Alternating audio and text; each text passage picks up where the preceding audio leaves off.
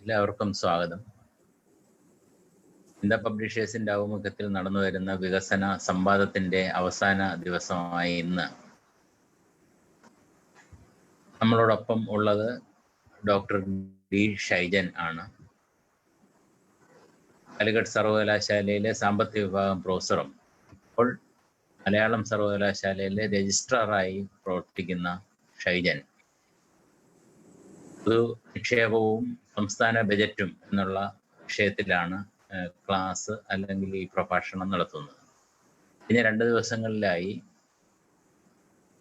പൊതു നിക്ഷേപം, പശ്ചാത്തല സൗകര്യ വികസനവും അതുപോലെ തന്നെ തദ്ദേശ സ്വയംഭരണ സ്ഥാപനങ്ങളിലെ സാമൂഹിക ആസ്തികളുടെ വിപുലീകരണത്തിനുമായി വിനിയോഗിക്കുന്നത് സംസ്ഥാനത്തിന്റെ സാമ്പത്തിക വളർച്ചയ്ക്കും അതുപോലെ തന്നെ സാമൂഹ്യ പുരോഗതിക്കും, സാമൂഹ്യ നീതിയുടെ അടിസ്ഥാനത്തിലുള്ള പുരോഗതിക്കും സഹായകരമാണ് എന്നുള്ള കൃത്യമായ നിരീക്ഷണത്തോടു കൂടിയാണ് 2 ദിവസത്തെ ഈ പ്രഭാഷണം പൂർത്തിയായത്. ഇതിനാവശ്യമായ ധനകാര്യ സ്രോതസ് സ്വാഭാവികമായും സംസ്ഥാന ബജറ്റ് നൂതനമായ മാർഗത്തിൽ കൂടിയാണ് സമാഹരിക്കുകയും നിക്ഷേപിക്കുകയും ചെയ്യുന്നത്. കേരളത്തിലെ നിക്ഷേപത്തിന്റെ മേഖലയിൽ വളരെ വിപുലമായ നിക്ഷേപ പദ്ധതികളാണ് സംസ്ഥാന സർക്കാർ ആവിഷ്കരിച്ചിട്ടുള്ളത്. ഇതിനെ സംബന്ധിച്ചും സംസ്ഥാന ബജറ്റിന്റെ നൂതനമായ മാർഗങ്ങളെ സംബന്ധിച്ചുമാണ് ഇന്നത്തെ ഈ ക്ലാസ്സിൽ കൈകാര്യം ചെയ്യുന്നത്. അങ്ങനെ 3 പ്രഭാഷണത്തിൽ കൂടി കേരളത്തിന്റെ വികസന രംഗത്ത് ഗവൺമെന്റ് എടുക്കുന്ന നൂതനമായ പുതിയ വികസന കേരളത്തിന് ആവശ്യമായിട്ടുള്ള വികസന പദ്ധതികളെ കുറിച്ചിട്ടുള്ള സമഗ്രമായ ഒരു അവതരണത്തിലേക്കാണ് കാര്യങ്ങൾ നമ്മൾ എത്തണം ഉദ്ദേശിക്കുന്നത്.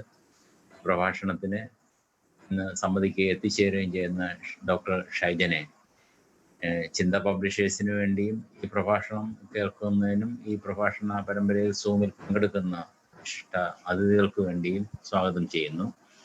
ഈ പ്രഭാഷണം മോഡറേറ്റ് ചെയ്യുന്നതിനായി ഭാസ്കരൻ സാറിനോട് അഭ്യർത്ഥിക്കുന്നു.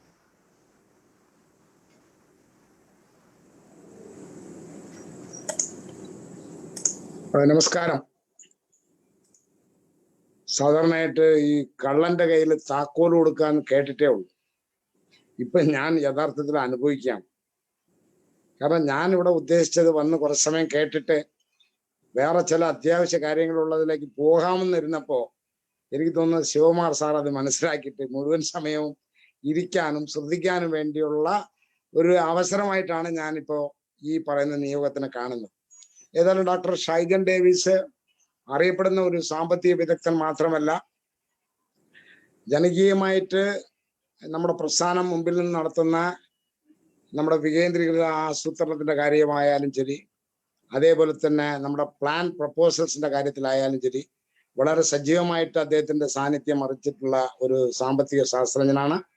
ഇപ്പോ കാലിക്കറ്റ് യൂണിവേഴ്സിറ്റിയിലെ സാമ്പത്തിക വിഭാഗത്തിലെ പ്രൊഫസറായിട്ട് പ്രവർത്തിക്കുന്ന അദ്ദേഹം എന്തുകൊണ്ടും ഇന്നത്തെ കാലഘട്ടത്തിൽ അതിപ്രധാനമായിട്ടുള്ള വിഷയമാണ് എങ്ങനെയാണ് കേരളത്തിന്റെ പരിമിതമായിട്ടുള്ള സാമ്പത്തിക സ്രോതസ്സുകൾ ഉപയോഗിച്ചുകൊണ്ട് ജനങ്ങൾക്ക് ഇഷ്ടപ്പെടുന്ന ആവശ്യപ്പെടുന്ന വികസന പ്രവർത്തനങ്ങൾ നടത്താൻ സാധിക്കും, അതിന് എങ്ങനെയൊക്കെയാണ് പൊതുനിക്ഷേപം വർദ്ധിപ്പിക്കാൻ സാധിക്കും.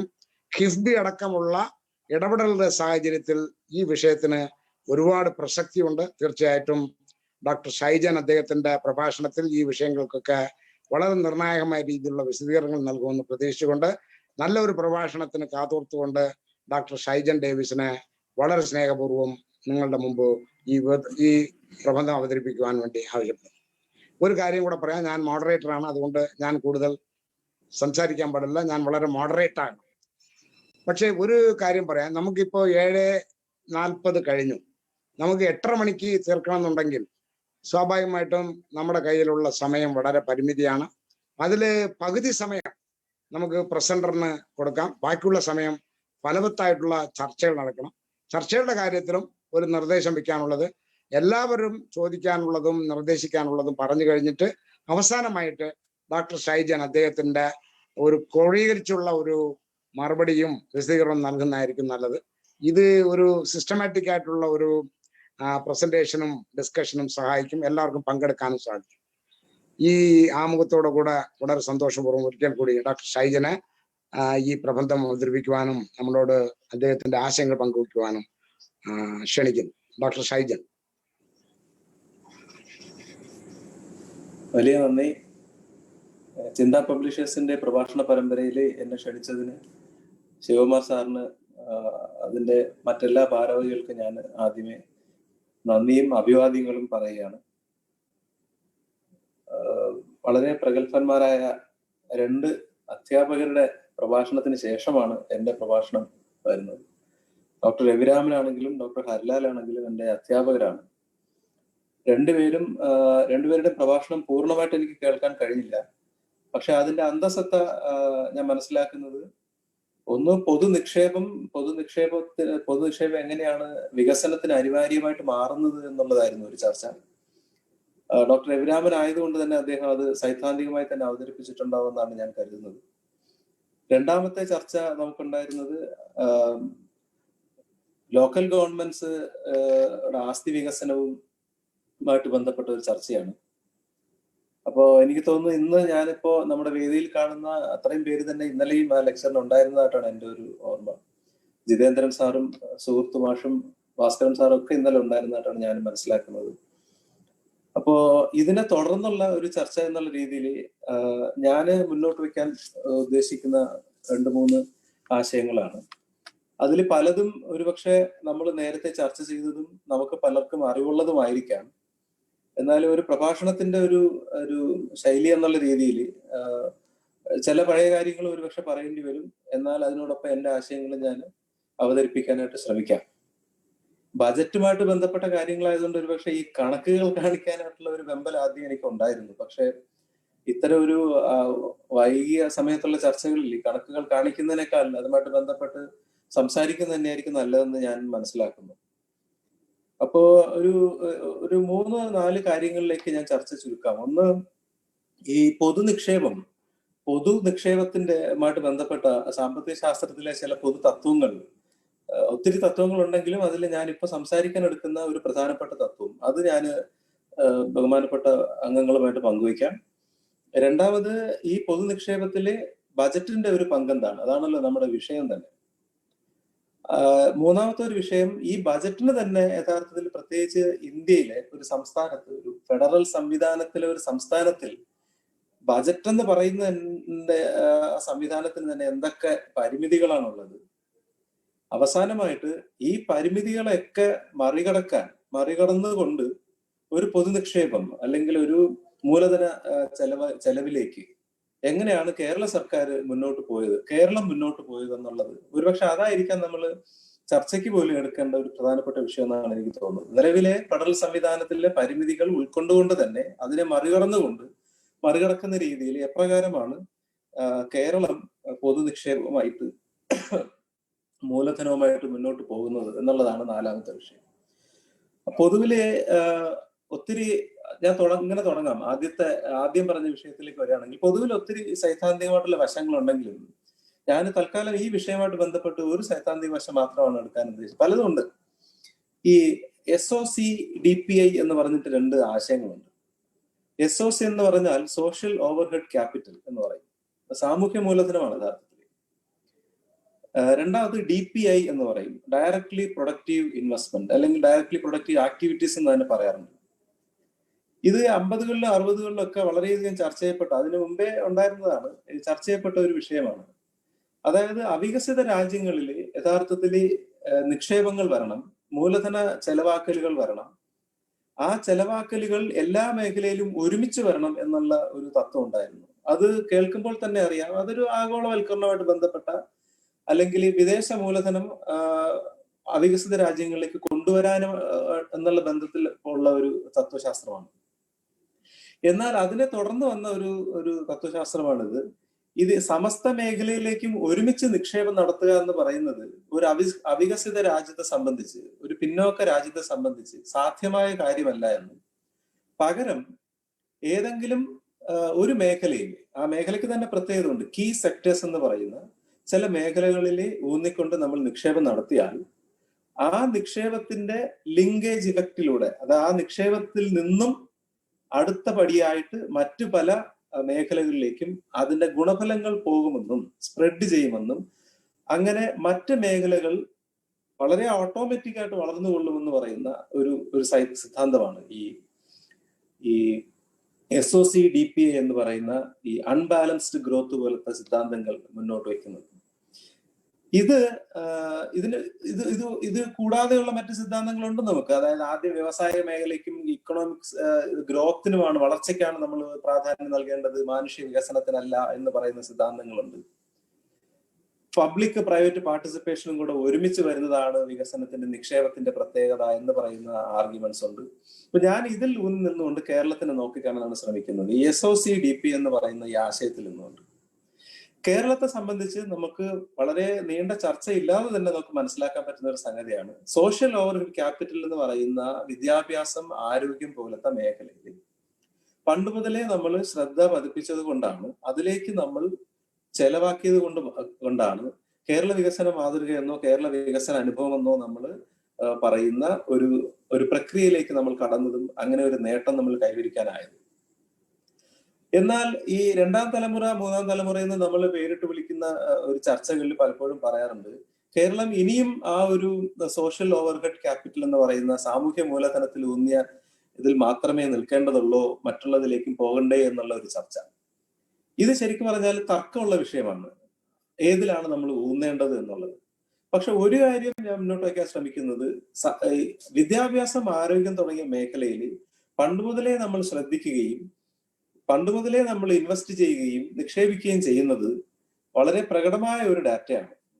അതിൽ നിന്ന് നമുക്ക് വരുന്ന ഒരു പ്രശ്നം, ഒന്ന്, ഇതിൽ നിന്ന് നമുക്ക് ഒരിക്കലും പിന്നോട്ട് പോകാൻ കഴിയില്ല, അത് തുടർച്ചയായിട്ട് നമ്മൾ ചെയ്തുകൊണ്ടേ ഇരിക്കണം എന്നുള്ളതാണ്. രണ്ടാമത്തെ നമ്മുടെ മുന്നിലുള്ള ഒരു സംഘർഷം എന്ന് പറയുന്നത്, അതേ സമയം തന്നെ ഈ സോഷ്യൽ ഓവർഹെഡിൽ നമുക്ക് പിൻവാങ്ങാൻ കഴിയില്ല, അതൊരു നമ്മുടെ ബാധ്യതയാണ് എന്ന് നമ്മൾ തിരിച്ചറിയുന്നതോടൊപ്പം തന്നെ എന്നാൽ ഡയറക്ട്ലി പ്രൊഡക്റ്റീവ് ആയിട്ടുള്ള ആക്ടിവിറ്റീസ്, അതായത് നമ്മൾ ഈ പറയുന്ന പശ്ചാത്തല വികസനം ഉൾപ്പെടെയുള്ള ഡയറക്ട്ലി പ്രൊഡക്റ്റീവ് ആയിട്ടുള്ള പ്രവർത്തനങ്ങളിലും നമ്മൾ നിക്ഷേപം കൊണ്ടുവരണ്ടേ, അതിലേക്ക് കൊണ്ടുവരണ്ടേ എന്നുള്ളത്. തർക്കം എന്തൊക്കെ തന്നെ ആയാലും ഒരു കാര്യം ആശയം നമുക്ക് മുന്നോട്ട് വെക്കാൻ പറ്റും, വിദ്യാഭ്യാസം, ആരോഗ്യം പോലത്തെ സാമൂഹ്യ മൂലധനത്തിലുള്ള ചെലവാക്കലുകളോടൊപ്പം തന്നെ നമ്മൾ ഈ കാലഘട്ടത്തിൽ പ്രത്യേകിച്ച് ശ്രദ്ധിക്കേണ്ട ഒരു മേഖലയും കൂടിയാണ് നേരിട്ടുള്ള വികസന പ്രവർത്തനങ്ങൾ അല്ലെങ്കിൽ പശ്ചാത്തല സൗകര്യമായിട്ട് ബന്ധപ്പെട്ടത്. ഒരുപക്ഷെ ഈ ആശയത്തിൽ നിന്നുകൊണ്ടാണ് നമ്മുടെ ചർച്ച രണ്ടാമത്തെ ഘട്ടത്തിലേക്ക് ഞാൻ കടക്കുന്നത്. അങ്ങനെയാണെങ്കിൽ 2-3 പ്രശ്നങ്ങളുണ്ട്. ഒന്ന്, ഈ സാമൂഹ്യ മൂലധനത്തിന് വേണ്ടി നിക്ഷേപിക്കാനുള്ള തുകയും അല്ലെങ്കിൽ അതിനോടൊപ്പം തന്നെ മറ്റ് നേരിട്ടുള്ള സാമ്പത്തിക ഗുണഫലം കിട്ടുന്ന ആക്ടിവിറ്റീസിലേക്ക് നിക്ഷേപിക്കാനുള്ള തുകയും ഒരു സംസ്ഥാനം ഈ ഫെഡറൽ സംവിധാനത്തിൽ എങ്ങനെയാണത് കണ്ടെത്തുക, അങ്ങനെ കണ്ടെത്താനായിട്ടുള്ള മാർഗങ്ങൾ എന്താണ്? ഇങ്ങനെ ഒരു ആശയം മുന്നോട്ട് വെക്കുന്ന എന്നെ പോലുള്ളവർ ഉദ്ദേശിക്കുന്നത് ഇത് പബ്ലിക് പ്രൈവറ്റ് പാർട്ട്ണർഷിപ്പിന് പോലത്തെ സംഗതി ഒന്ന് ഊട്ടിയുറപ്പിക്കാനോ ആകർഷിക്കാനോ വേണ്ടിയിട്ടാണോ എന്നുള്ള സംശയം വരാം.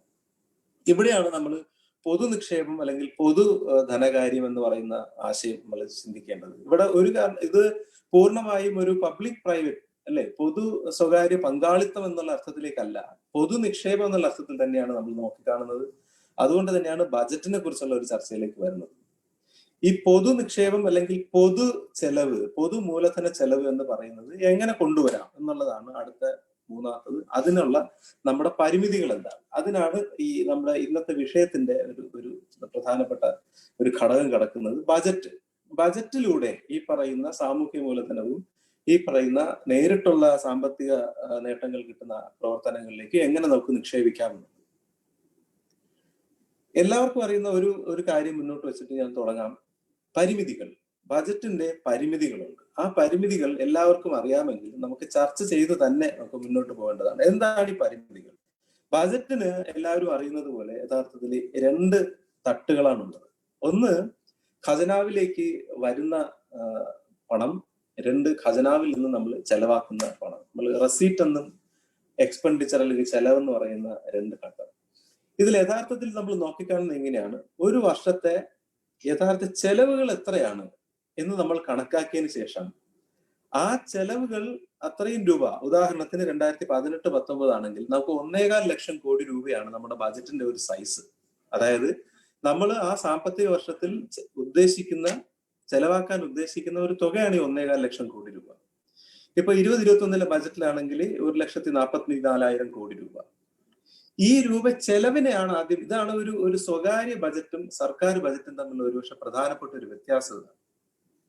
നമുക്ക് കിട്ടുന്ന വരുമാനം എത്രയാണെന്ന് നോക്കി ആ വരുമാനത്തിനനുസരിച്ച് ചെലവാക്കുക എന്നുള്ളതിലുപരി ഒരു അക്കൗണ്ടൻസിയുമായിട്ട് ബന്ധപ്പെട്ട ഒരു ചർച്ചയിലുപരി ഒരു വികസന ധനകാര്യം എന്ന് പറയുന്ന ഒരു പരിപ്രേക്ഷ്യത്തിൽ ആദ്യം നമ്മൾ നോക്കുന്നത് നമ്മുടെ ചെലവാക്കൽ എത്രയാണ് എന്ന് നമ്മൾ കണ്ടെത്തിയിട്ട് അതിനു വേണ്ടിയിട്ടുള്ള വരുമാന സ്രോതസ്സുകൾ എങ്ങനെയൊക്കെ വരുമാനം അതിനു വേണ്ടിയിട്ടുള്ള റെസീറ്റ് എങ്ങനെയൊക്കെ കണ്ടെത്താമെന്നുള്ളതാണ് യഥാർത്ഥത്തിൽ ബജറ്റ് ചെയ്തു പോകുന്ന ഒരു രീതി എന്ന് പറയുന്നത്. അത് ചെയ്യുന്നതിനും കാരണമുണ്ട്. കാരണം ഞാൻ നേരത്തെ പറഞ്ഞതുപോലെ തന്നെ ബാധ്യതകളുണ്ട്. ഒരു സർക്കാരിന് ഒരു ജനകീയ സർക്കാരിന് ജനാധിപത്യത്തിനും സാമൂഹിക നീതിക്കുമൊക്കെ മുൻതൂക്കം നൽകുന്ന ഒരു സർക്കാരിനെ സംബന്ധിച്ച് ചില ബാധ്യതകളുണ്ട്. സാമൂഹ്യ മൂലധനത്തിന് ചെലവാക്കണം. ഒപ്പം തന്നെ പശ്ചാത്തല വികസനം പോലത്തെ സാമ്പത്തിക വളർച്ചയ്ക്ക് ഊന്നൽ നൽകുന്ന മേഖലകളിലും നിക്ഷേപം നടത്തണം എന്ന് പറയുന്ന സർക്കാരിനെ സംബന്ധിച്ച് ആണ് ഈ പറയുന്ന ഇത് വളരെ പ്രധാനമായിട്ട് മാറുന്നത്.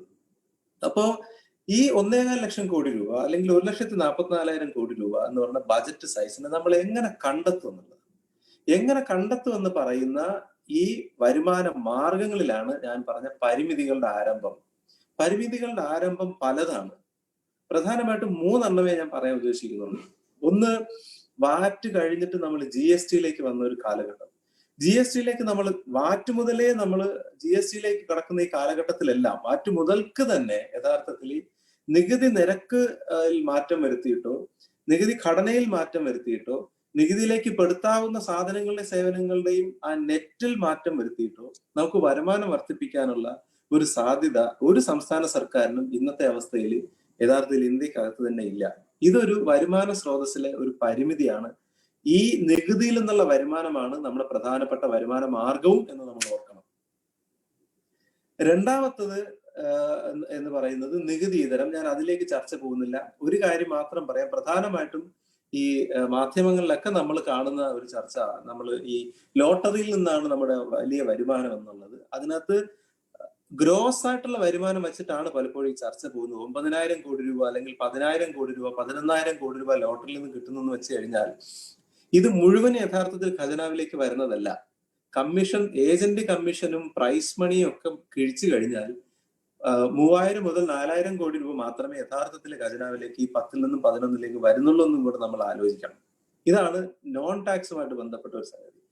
ഇനി രണ്ടാമത്തെ ഒരു പരിമിതി, ഇതൊരു പരിമിതിയാണ് ഞാൻ പറഞ്ഞത്. നമ്മുടെ വരുമാനം, ഒരു ബജറ്റിന്റെ ഒരു പരിമിതി എന്താണ്? ഈ മൂലധന നിക്ഷേപത്തിലേക്ക് പോകുമ്പോൾ അല്ലെങ്കിൽ പൊതു നിക്ഷേപത്തെ കുറിച്ച് ആലോചിക്കുമ്പോഴുള്ള ബജറ്റിന്റെ പരിമിതിയാണ് നമ്മൾ പറയുന്നത്. GSTയുമായിട്ട് ബന്ധപ്പെട്ട് GST കൗൺസിലാണ് ഇതിന്റെ തീരുമാനങ്ങൾ എടുക്കുന്നതെന്ന് പറഞ്ഞാൽ GST കൗൺസിലിന്റെ പ്രത്യേകതകൾ എല്ലാവർക്കും അറിയാമെങ്കിൽ നമുക്ക് 2-3 പ്രത്യേകത ഉള്ളത്. ഒന്ന്, 1/3 വോട്ടിംഗ് പവർ എന്ന് പറയുന്നത് എപ്പോഴും സെൻട്രൽ ഗവൺമെന്റിനാണ്. സെൻട്രൽ ഗവൺമെന്റ് എന്ന് വെച്ചാൽ അതിന്റെ ചെയർമാനാണ്. ബാക്കിയുള്ള 2/3 വോട്ടിംഗ് പവർ മാത്രമേ സംസ്ഥാനങ്ങൾക്ക് എല്ലാവർക്കും ഉള്ളൂ. ഇതുകൊണ്ട് എന്താ പ്രശ്നം? ഒരു നിയമം GST കൗൺസിലിൽ പാസ്സാക്കി എടുക്കണമെങ്കിൽ 75% വോട്ട് വേണം. അപ്പോ 1/3 വോട്ട്, അതായത് 33.33 വോട്ട് ഒരാൾ ചെയ്തു കഴിഞ്ഞാൽ ബാക്കിയുള്ള എല്ലാ സംസ്ഥാനവും ഒരുമിച്ച് നിന്ന് വോട്ട് ചെയ്താൽ പോലും ഒരു നിയമം പാസ്സാക്കി എടുക്കാൻ കഴിയില്ല എന്നുള്ളതാണ് നമ്മുടെ GSTയുടെ പ്രത്യേകത. അതാണ് ഞാൻ ഈ പരിമിതി എന്നുകൊണ്ട് പ്രധാനമായിട്ട് ഉദ്ദേശിച്ചത്. രണ്ടാമത്തെ പരിമിതിയാണ് ഇപ്പൊ നമ്മൾ യഥാർത്ഥത്തിൽ ചർച്ച ചെയ്യേണ്ട ഒരു പരിമിതി, വെർട്ടിക്കൽ ഷെയർ. അതായത് കേന്ദ്രത്തിൽ നിന്നും സംസ്ഥാനങ്ങൾക്ക് കിട്ടുന്ന പങ്ക്. ഇത് ഈ കാലഘട്ടത്തിൽ പ്രത്യേകിച്ച് 15ാം ധനകാര്യ കമ്മീഷൻ വരുന്ന സമയത്തോടും നമുക്കൊരു പരിമിതിയായിട്ട് മാറുന്നു എന്നുള്ളതും കൂടെ നമ്മൾ എല്ലാവരും ചർച്ച ചെയ്യേണ്ടതാണ്. ഉദാഹരണത്തിന്, നേരത്തെ 14ാം ധനകാര്യ കമ്മീഷൻ വന്നപ്പോ മാധ്യമങ്ങളിലൊക്കെ ഉണ്ടായിരുന്ന വലിയ ചർച്ച എന്ന് പറയുന്നത് നികുതി വരുമാനത്തിന്റെ, കേന്ദ്ര സർക്കാരിന്റെ നികുതി വരുമാനത്തിന്റെ 42% സംസ്ഥാനങ്ങൾക്ക് വീതിച്ചു കൊടുക്കും എന്ന് പറഞ്ഞിരുന്നതിനെ പ്രകീർത്തിച്ച് സംസാരിച്ചപ്പോൾ യഥാർത്ഥത്തിൽ അതിന്റെ ഉള്ളിലുണ്ടായിരുന്ന സംഗതികൾ നമ്മൾ മറന്നുപോയി. അതിലിപ്പം മാറ്റം വന്നിരിക്കുകയാണ്. ഒരു മാറ്റം എന്ന് പറയുന്നത് 15ാം ധനകാര്യ കമ്മീഷന്റെ ശുപാർശ അനുസരിച്ച് 42% എന്നുള്ള വിഹിതം കുറച്ച് ഇപ്പൊ 41 ആക്കിയിരിക്കുകയാണ്. ഇത് പ്രധാനപ്പെട്ട ഒരു പരിമിതിയാണ്. ഇനി ഇതല്ല പ്രധാനം, 1% കുറയുന്നത് മാത്രമല്ല പ്രധാനം. സെസ്സസ് ആൻഡ് സർചാർജസ്, സെസ്സസും സർചാർജസിലൂടെയും കേന്ദ്ര ഗവൺമെന്റ് വരുമാനം കൂട്ടാനായിട്ട് ശ്രമിക്കുമ്പോൾ അത് നമ്മൾ കണക്കാക്കലനുസരിച്ച് 12% ഇപ്പൊ കൂടിയിരിക്കുന്നത്. ഏകദേശം 12% വർധനവ് സെസ്സിലൂടെയും സർചാർജിലൂടെയും മാത്രം കേന്ദ്ര ഗവൺമെന്റ് വരുത്തുമ്പോൾ സംസ്ഥാനങ്ങൾക്ക് വരുന്ന പരിമിതി എന്താണ്? സെസ്സിൽ നിന്നും സർചാർജിൽ നിന്നും കളക്ട് ചെയ്യുന്ന പണം സംസ്ഥാനങ്ങൾക്ക് വിഹിതമായിട്ട് വീതിച്ചു കൊടുക്കേണ്ടതല്ല, ഷെയറബിൾ പൂളിൽ വരുന്നതല്ല. അത് വളരെ സീരിയസ് ആയിട്ടുള്ള ഒരു പരിമിതിയാണ്. മൂന്നാമത്തെ പ്രശ്നം വെർട്ടിക്കൽ ഷെയറിൽ നമ്മൾ കാണുന്നത് ഈ കോർപ്പറേറ്റ് ടാക്സസിന്റെ കാര്യം. നിലവിലുള്ള കോർപ്പറേറ്റുകൾ 30% നിന്ന് 22% ടാക്സ് കുറച്ചിരിക്കുകയാണ്. പുതിയ മാനുഫാക്ചറിംഗ് ആണെങ്കിൽ 25% നിന്ന് 15% കോർപ്പറേറ്റ് ടാക്സ് കുറച്ചിരിക്കുകയാണ്. ഇതിന്റെ അർത്ഥം എന്താണ്? 1,50,000 കോടി രൂപയോളം കുറവ് ടാക്സിൽ വരും. ഇത് നമ്മൾ എങ്ങനെ ഇന്റർപ്രറ്റ് ചെയ്യാന്ന് വെച്ച് കഴിഞ്ഞാൽ, ഈ 1,50,000 കോടി രൂപ പിരിച്ചെടുത്തിരുന്നുവെങ്കിൽ സംസ്ഥാനങ്ങൾക്ക് ടാക്സ് ഷെയർ എന്നുള്ള രീതിയിൽ സംസ്ഥാനങ്ങൾക്ക് കിട്ടുമായിരുന്നു അതിന്റെ 41%. ഇത്രയും പൈസ കുറയുകയാണ് ചെയ്യുന്നത്. പകരം കേന്ദ്രത്തിന് കാശ് കിട്ടുന്നതാണ് നേരത്തെ ഞാൻ പറഞ്ഞ സെസ്സിലൂടെയും സർചാർജിലൂടെയും കേന്ദ്രത്തിന്റെ വരുമാനത്തിൽ ഇത് മാറ്റമില്ലാതെ തുടരുകയും സംസ്ഥാനത്തിന്റെ വരുമാനങ്ങൾക്ക് 1,50,000 രൂപയുടെ കുറവ് വരികയും ചെയ്യുന്നുള്ളത് സീരിയസ് ആയിട്ടുള്ള ഒരു പരിമിതിയാണ്. ഇത് ഒരു സ്റ്റേറ്റിന്റെ ഏകദേശം 41% പറയുമ്പോൾ 65,000 കോടി രൂപയുള്ള സംസ്ഥാനങ്ങൾക്ക് മാത്രം ഇതിനകത്ത് കുറവ് വരും. അപ്പൊ ഇങ്ങനെയാണ് വെർട്ടിക്കൽ ഷെയർ എന്ന് പറയുന്ന രീതിയിലുള്ള നമ്മുടെ ഒരു പരിമിതി, ബജറ്റിന്റെ വരുമാനത്തിൽ നിന്നുള്ള ഒരു പരിമിതി. മൂന്നാമത്തെ ഒരു പരിമിതി, അപ്പൊ ഞാൻ GST പറഞ്ഞു, രണ്ടാമത് വെർട്ടിക്കൽ ഷെയർ പറഞ്ഞു. വെർട്ടിക്കൽ ഷെയർ വെച്ചാൽ മുകളിൽ നിന്ന് താഴോട്ടുള്ള ഒരു ഷെയർ എന്നുള്ള അർത്ഥത്തിൽ. മൂന്നാമത് എന്നുള്ള ഒരു ആഭ്യന്തരമായിട്ടുള്ള ചില പരിമിതികളാണ്. ആഭ്യന്തരമായിട്ടുള്ള പരിമിതി ഈ പ്രത്യേക സാഹചര്യം കൊണ്ടുണ്ടാക്കിയ പരിമിതിയാണ്. എന്താണ് പ്രത്യേക സാഹചര്യം പരിമിതി എന്ന് പറയുന്നത്? അത് വളരെ തുടർച്ചയായിട്ട് ഒരു വളരെ അൺഫോർച്ചുനേറ്റ് ആയിട്ട് ഓഖി വരുന്നു, ഓഖിക്ക് ശേഷം 2 പ്രളയങ്ങൾ വരുന്നു, പ്രളയത്തിന് ശേഷം കൊറോണ വരുന്നു. ഈ കൊറോണയുടെ കണക്ക് മാത്രം, ഈ കോവിഡ് കാലഘട്ടത്തെ കണക്ക് മാത്രം പഠനങ്ങൾ പറയുന്നത് 33,000 കോടി രൂപയോളം 33,000 കോടി രൂപയോളം നഷ്ടം, വരുമാന നഷ്ടം സംസ്ഥാന സർക്കാരിന് ഉണ്ടാവുകയാണ്. 33,000 കോടി രൂപയോളം വരുമാന നഷ്ടം ഉണ്ടാകുന്നു. ഒരു വശത്ത് കേന്ദ്രത്തിൽ നിന്നുള്ള ഞാൻ നേരത്തെ പറഞ്ഞ വെർട്ടിക്കൽ ഷെയറിൽ കുറവ് വരുന്നു. മൂന്നാമത് ഞാൻ നേരത്തെ പറഞ്ഞ പ്രധാനപ്പെട്ട നികുതി വരുമാനമായ GSTയിലും ഒരു പരിധി വരുന്നു. ഇതാണ് ബജറ്റിനെ നോക്കിക്കാണുമ്പോൾ, ഒരു വികസന ബജറ്റിലെ നോക്കിക്കാണുന്ന ഒരു ധനകാര്യ വകുപ്പിലുപരി ഒരു അക്കൗണ്ടൻസിക്കാരനായിട്ടുള്ള ആള് നോക്കിയാൽ പോലും വളരെയധികം പേടിപ്പെടുത്തുന്ന തരത്തിലുള്ള ഒരു പരിമിതികളാണ് വരുമാന മാർഗത്തിൽ ഈ അടുത്ത കാലത്ത് സംഭവിച്ചെന്നുള്ളതാണ് ആദ്യമായിട്ട് നമ്മൾ മനസ്സിലാക്കേണ്ട ബജറ്റിന്റെ ഒരു പരിമിതി. ഈ പരിമിതി മറികടന്നുകൊണ്ടാണ് നമ്മുടെ വിഷയത്തിലെ മറ്റ് ഒരു വിഷയമായ പൊതു നിക്ഷേപത്തെ കുറിച്ച് നമ്മൾ സംസാരിക്കേണ്ടതെന്നുള്ളതാണ് നമ്മൾ ശ്രദ്ധിക്കേണ്ടത്. ഇനി ഇത് ഞാൻ വരുമാനത്തിന്റെ ഒരു സൈഡാണ് പറഞ്ഞത്, ബജറ്റിന്റെ. രണ്ടാമത് ചെലവിന്റെ സൈഡ്. ഈ ചെലവിന്റെ സൈഡിലും ഇതേപോലെ തന്നെ നമുക്ക് പരിമിതികളുണ്ട്. 1,25,000 കോടി രൂപ എന്ന് പറഞ്ഞ 18-19 ബജറ്റോ അല്ലെങ്കിൽ 1,44,000 എന്ന് പറയുന്ന ഈ 2020-21 ബജറ്റോ എടുത്തു കഴിഞ്ഞാൽ ഈ ചെലവ് തന്നെ ഒരു പ്രത്യേക നിയമങ്ങൾക്കുള്ളിൽ നിന്നുകൊണ്ടാണ് ഈ ചെലവ് തന്നെ നമ്മൾ നോക്കി കണ്ടിട്ടുള്ളത് എന്നുള്ളതാണ് നമ്മൾ ചർച്ച ചെയ്യുന്നത്. ചുമ്മാ നമ്മളൊരു 1,15 ലക്ഷമോ അല്ലെങ്കിൽ 1,44,000 നമ്മൾ എത്തിയതല്ല. ഒരു വശത്ത് നമ്മുടെ സാമൂഹ്യ മൂലധനവും ഡയറക്ട്ലി പ്രൊഡക്റ്റീവ് ആക്ടിവിറ്റീസിലേക്ക് നമുക്ക് ഇൻവെസ്റ്റ് ചെയ്യണം എന്നുള്ള സംസ്ഥാന വികസനവുമായിട്ട് ബന്ധപ്പെട്ട ഒരു ആവശ്യകതയും, രണ്ടാമത് ഞാൻ ഇതിപ്പോ പറയാൻ പോകുന്ന പരിമിതികളുമായിട്ട് ബന്ധപ്പെട്ട പ്രത്യേകതയും വെച്ചുകൊണ്ടാണ് ഈ ഒരു തുകയിലേക്ക് നമ്മൾ എത്തിപ്പെടുന്നത് എന്നുള്ളതാണ്. എന്താണ് ഈ പരിമിതികൾ? ഈ പരിമിതികളിൽ ഒന്ന് എന്ന് പറയുന്നത് ഏറ്റവും പ്രധാനപ്പെട്ടത് നമ്മുടെ ആഭ്യന്തരമായിട്ടുള്ള പ്രശ്നങ്ങൾ തന്നെയാണ്. ഒന്ന്, നമ്മുടെ വരുമാനത്തിന്റെ ഏറ്റവും പ്രധാനപ്പെട്ട ഒരു ഘടകം പോകുന്നത് ശമ്പളം, പലിശ, പെൻഷൻ, ഇതിലെല്ലാറ്റിലും ഉപരി ലോക്കൽ ഗവൺമെന്റ്സിന്, പ്രാദേശിക സർക്കാരുകൾക്ക് നമ്മൾ എല്ലാ വർഷവും കൃത്യമായി പ്ലാൻ ഫണ്ടിൽ നിന്ന് നീക്കി വെക്കുന്ന ഒരു തുക. ഇത് 4 ഞാൻ പറയുന്നത് ചെലവിന്റെ ഒരു നെഗറ്റീവായിട്ടുള്ള ഒരു ആസ്പെക്റ്റിലല്ല, പക്ഷെ ഒരു സംസ്ഥാന സർക്കാരിന്റെ ഒരു ബാധ്യത എന്നുള്ള രീതിയിൽ നമ്മൾ ചെലവാക്കുന്ന ഏറ്റവും പ്രധാനപ്പെട്ട ഒരു ഘടകം. ഇതൊരു പരിമിതിയാണ്. ഇതൊരു പരിമിതിയാണെന്ന് പറയുന്നത് അക്കൗണ്ടൻസി എന്ന് പറയുന്ന ഒരു ഫ്രെയിംവർക്കിലാണ്. വികസന ധനകാര്യം എന്ന് പറയുന്നതിൽ ഒരിക്കലും ഇതൊരു പരിമിതിയല്ല. കാരണം വർഷങ്ങളായി നമ്മൾ ഈ ഹ്യൂമൻ റിസോഴ്സ് ഡെവലപ്മെന്റിൽ നമ്മൾ പൊതു നിക്ഷേപം നടത്തിയതിന്റെ പ്രതിഫലം എന്നുള്ള രീതിയിലാണ് നമുക്ക് മൈഗ്രേഷനിലൂടെയും അല്ലാതെ റെമിറ്റൻസിലൂടെയും നമുക്ക് വരുമാനം ലഭിച്ചുകൊണ്ടിരിക്കുന്നു എന്നുള്ളത് കൊണ്ട് തീർത്തും പരിമിതി എന്ന് പറയാൻ കഴിയില്ല. രണ്ടാമത്തെ പരിമിതി എന്ന് പറയുന്നത് ഞാൻ നേരത്തെ പറഞ്ഞ വരുമാനത്തിന്റെ അതേ പരിമിതി തന്നെ ചെലവിന്റെ ഒരു പ്രശ്നമായിട്ട് മാറുന്നുണ്ട്. നമുക്ക് അധിക ചെലവ് വരുന്നു എന്നുള്ളതാണ് ഈ കാലഘട്ടത്തിൽ പ്രത്യേകിച്ച്. ഉദാഹരണത്തിന് ഓഖിയും കൊറോണയും ഈ പറയുന്ന ഫ്ലഡ് വന്നപ്പോൾ കൊറോണയുടെ കാര്യം മാത്രം എടുക്കുകയാണെങ്കിൽ മാർച്ച് വരെയുള്ള കണക്കാണ് എന്റെ കയ്യിൽ കിട്ടിയത്. അതിനനുസരിച്ച് 20,000 കോടി രൂപ മാർച്ച് വരെയുള്ള ആദ്യത്തെ പാക്കേജിൽ തന്നെ നമ്മൾ ചെലവാക്കിയിട്ടുണ്ട്. 20,000 കോടി. 7 മാസത്തെ ക്ഷേമ പെൻഷൻ ഒരുമിച്ച് നമ്മൾ കൊടുത്തിരുന്നു. 4,405 കോടി രൂപയാണ് അതിനുവേണ്ടി ചെലവാക്കിയത്. ഏകദേശം 1 കോടി ജനങ്ങൾക്ക് 1,000 രൂപ വെച്ച് നമ്മൾ കൊടുത്തിരുന്നു. ഏകദേശം 1,021 കോടി രൂപ. കമ്മ്യൂണിറ്റി അടുക്കള എന്ന് പറയുന്ന, സാമൂഹിക അടുക്കള എന്ന് പറയുന്നതിന് ഏകദേശം 128 കോടി രൂപയോളം ചെലവാക്കുന്നു.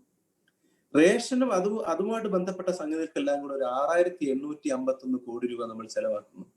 അപ്പൊ ഒരു വശത്ത് 33,000 കോടി രൂപയുടെ വരുമാന നഷ്ടം സംഭവിക്കുമ്പോഴും ഇത്രയും 10,000 രൂപ നമ്മൾ അധികമായിട്ട് ചെലവ് വരുന്നു എന്നുള്ള ഈ ചെലവും കൂടെ കണക്കിലെടുത്തുകൊണ്ട് വേണം നമ്മൾ പൊതു നിക്ഷേപത്തെക്കുറിച്ചും മൂലധന നിക്ഷേപത്തെക്കുറിച്ചും ചിന്തിക്കാൻ എന്നുള്ളത് പറയാനായിട്ടാണ് ഞാനിത് സൂചിപ്പിച്ചത്.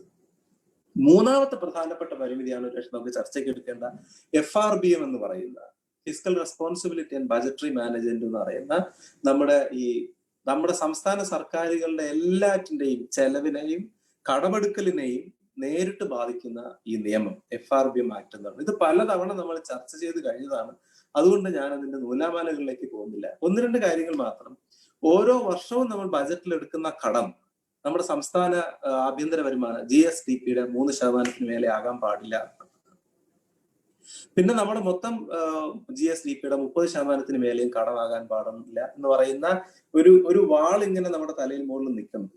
ഈ വാളിന്റെ പ്രത്യേകത ഫ്ലഡ് വന്നാലും ഓഖി വന്നാലും കൊറോണ വന്നാലും ഈ വാളിന് മാറ്റമില്ല എന്നുള്ളതാണ് ഇതിന്റെ ഒരു പരിമിതിയായിട്ട് നമ്മൾ മനസ്സിലാക്കേണ്ടത്. അധിക ചെലവുകൾ വേണ്ടി വരുന്ന ഒരു കാലഘട്ടത്തിൽ പോലും ഈ നിയമത്തിന് മാറ്റം വരുന്നില്ല. ആകെ വന്ന ഒരു മാറ്റം ഈ അടുത്ത കാലത്ത് കേന്ദ്ര സർക്കാർ ഒരു പാക്കേജ് പ്രഖ്യാപിക്കുന്നതിന്റെ കൂട്ടത്തിൽ 2% അധികം കടമെടുക്കാം എന്ന് പറഞ്ഞുകൊണ്ടുള്ള ഒരു നിയമം വന്നു. പക്ഷെ അത് കണ്ടീഷണൽ ബോറോയിങ് ആണ്. 5% വെച്ച് നമ്മൾ ചില കണ്ടീഷൻസ് നമ്മൾ സാറ്റിസ്ഫൈ ചെയ്താൽ മാത്രമേ ആ കടമെടുക്കാൻ കഴിയുള്ളൂ എന്നുള്ളത് നമ്മൾ മറക്കരുത്. അപ്പൊ ഞാനീ പറഞ്ഞ ബജറ്റിലെ പരിമിതികൾ, അത് വരുമാനം സ്രോതസ്സുകളിലെ പരിമിതികളും ചെലവാക്കലുകളുടെ പരിമിതികളും, ഈ പരിമിതികളുടെക്കുള്ളിൽ നിന്നുകൊണ്ടാണ് എങ്ങനെയാണ് നമ്മൾ ഒരു മൂലധന ചെലവിലേക്ക് അല്ലെങ്കിൽ പൊതു നിക്ഷേപത്തിലേക്ക് ഒരു സർക്കാർ പോകുന്നത്, ഇതെങ്ങനെയാണ് സർക്കാർ മറികടക്കാൻ ശ്രമിച്ചത് എന്നുള്ള നമ്മുടെ അടുത്ത ഒരു പ്രധാനപ്പെട്ട ചർച്ചയിലേക്ക് നമ്മൾ പോകുന്നത്.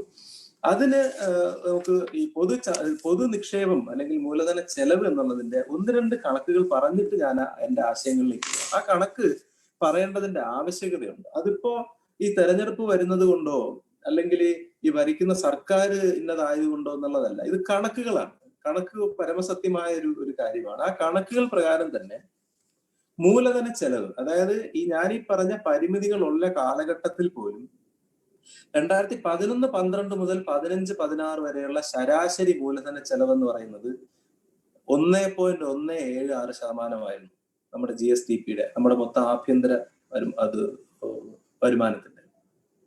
ഇത് 16-17 മുതൽ 2020-21 കാലഘട്ടത്തിൽ അത് കൂടി 1.406. അതായത് ഈ പറയുന്ന പരിമിതികൾ ശക്തമായിട്ടുള്ള അതേ കാലഘട്ടത്തിൽ തന്നെ മൂലധന ചെലവ് കൂട്ടാനും ഈ അടുത്ത കാലത്തായിട്ട് കഴിഞ്ഞു എന്നുള്ളത് നമ്മൾ ചർച്ച ചെയ്യാതെ പോകാൻ പാടില്ല എന്നുള്ളൊരു കാരണമാണ്.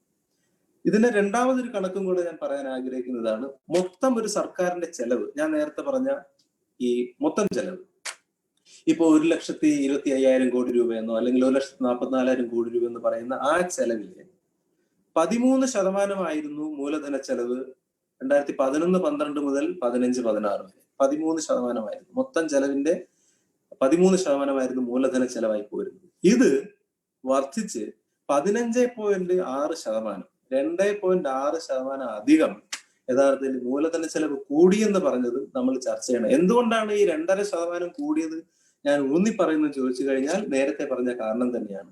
ഈ FRBM ഉൾപ്പെടെ ഈ പറയുന്ന 3 ദുരന്തങ്ങൾ ഉൾപ്പെടെയുള്ള പരിമിതികൾ നടന്ന സമയത്ത് നമ്മൾ ഈ മൂലധന ചെലവില് വർധനവുണ്ടായി എന്ന് പറയുന്നത് നമ്മൾ കാണാതെ പോകരുത് ചർച്ചയിൽ എന്നുള്ളതാണ്. അത് സൂചിപ്പിക്കാനാണ് ഞാൻ ഈ കണക്ക് പറഞ്ഞത്.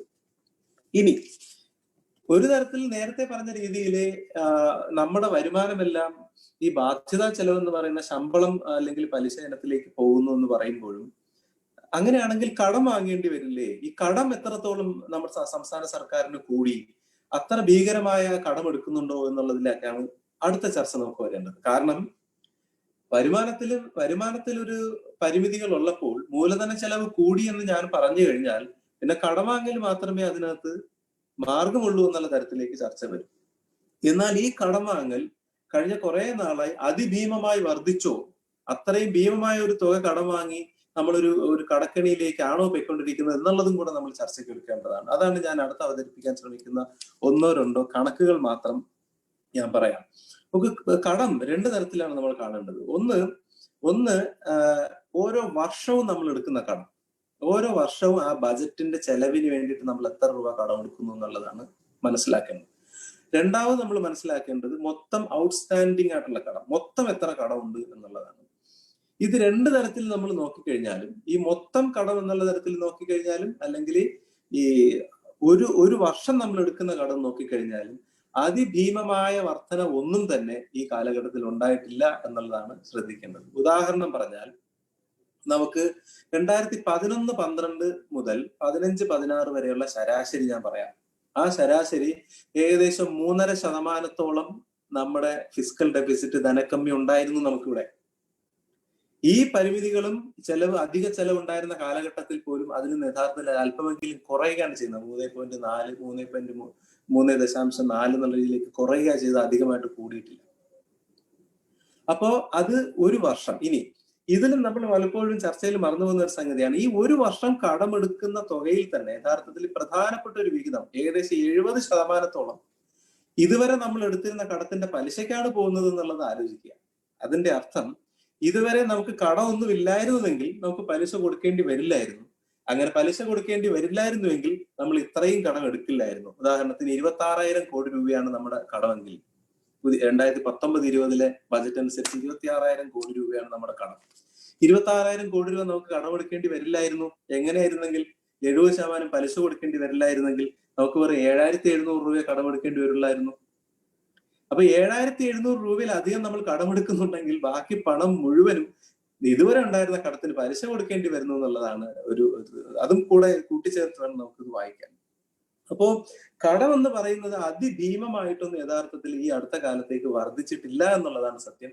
റവന്യൂ കമ്മി കുറയുകയാണ് ചെയ്തത്, ധനക്കമ്മി സ്റ്റേബിൾ ആവുകയാണ് ചെയ്തത്, പ്രൈമറി ഡെഫിസിറ്റ് കുറയുകയാണ് ചെയ്തത്. അതാണ് കേരളത്തിന്റെ ബജറ്റിന്റെ ഒരു പ്രത്യേകത എന്ന് പറയുന്നത്. ഞാൻ ഈ പറഞ്ഞ പരിമിതികൾ ഉള്ളപ്പോഴും മൂലധന ചെലവ് കൂടുന്നു, ഈ പറയുന്ന ധനക്കമ്മിയും റവന്യൂ ഡെഫിസിറ്റും പ്രൈമറി ഡെഫിസിറ്റും കുറയുകയും ചെയ്യുന്നു എന്നുള്ളതാണ്. അത് വളരെ വിദഗ്ധമായിട്ടുള്ള ഒരു ധനകാര്യ മാനേജ്മെന്റിന്റെ ഒരു റിസൾട്ട് എന്ന് ഞാൻ അതിനെ ഒന്ന് വിവർത്തനം ചെയ്യാൻ ആഗ്രഹിക്കുന്നുള്ളൂ.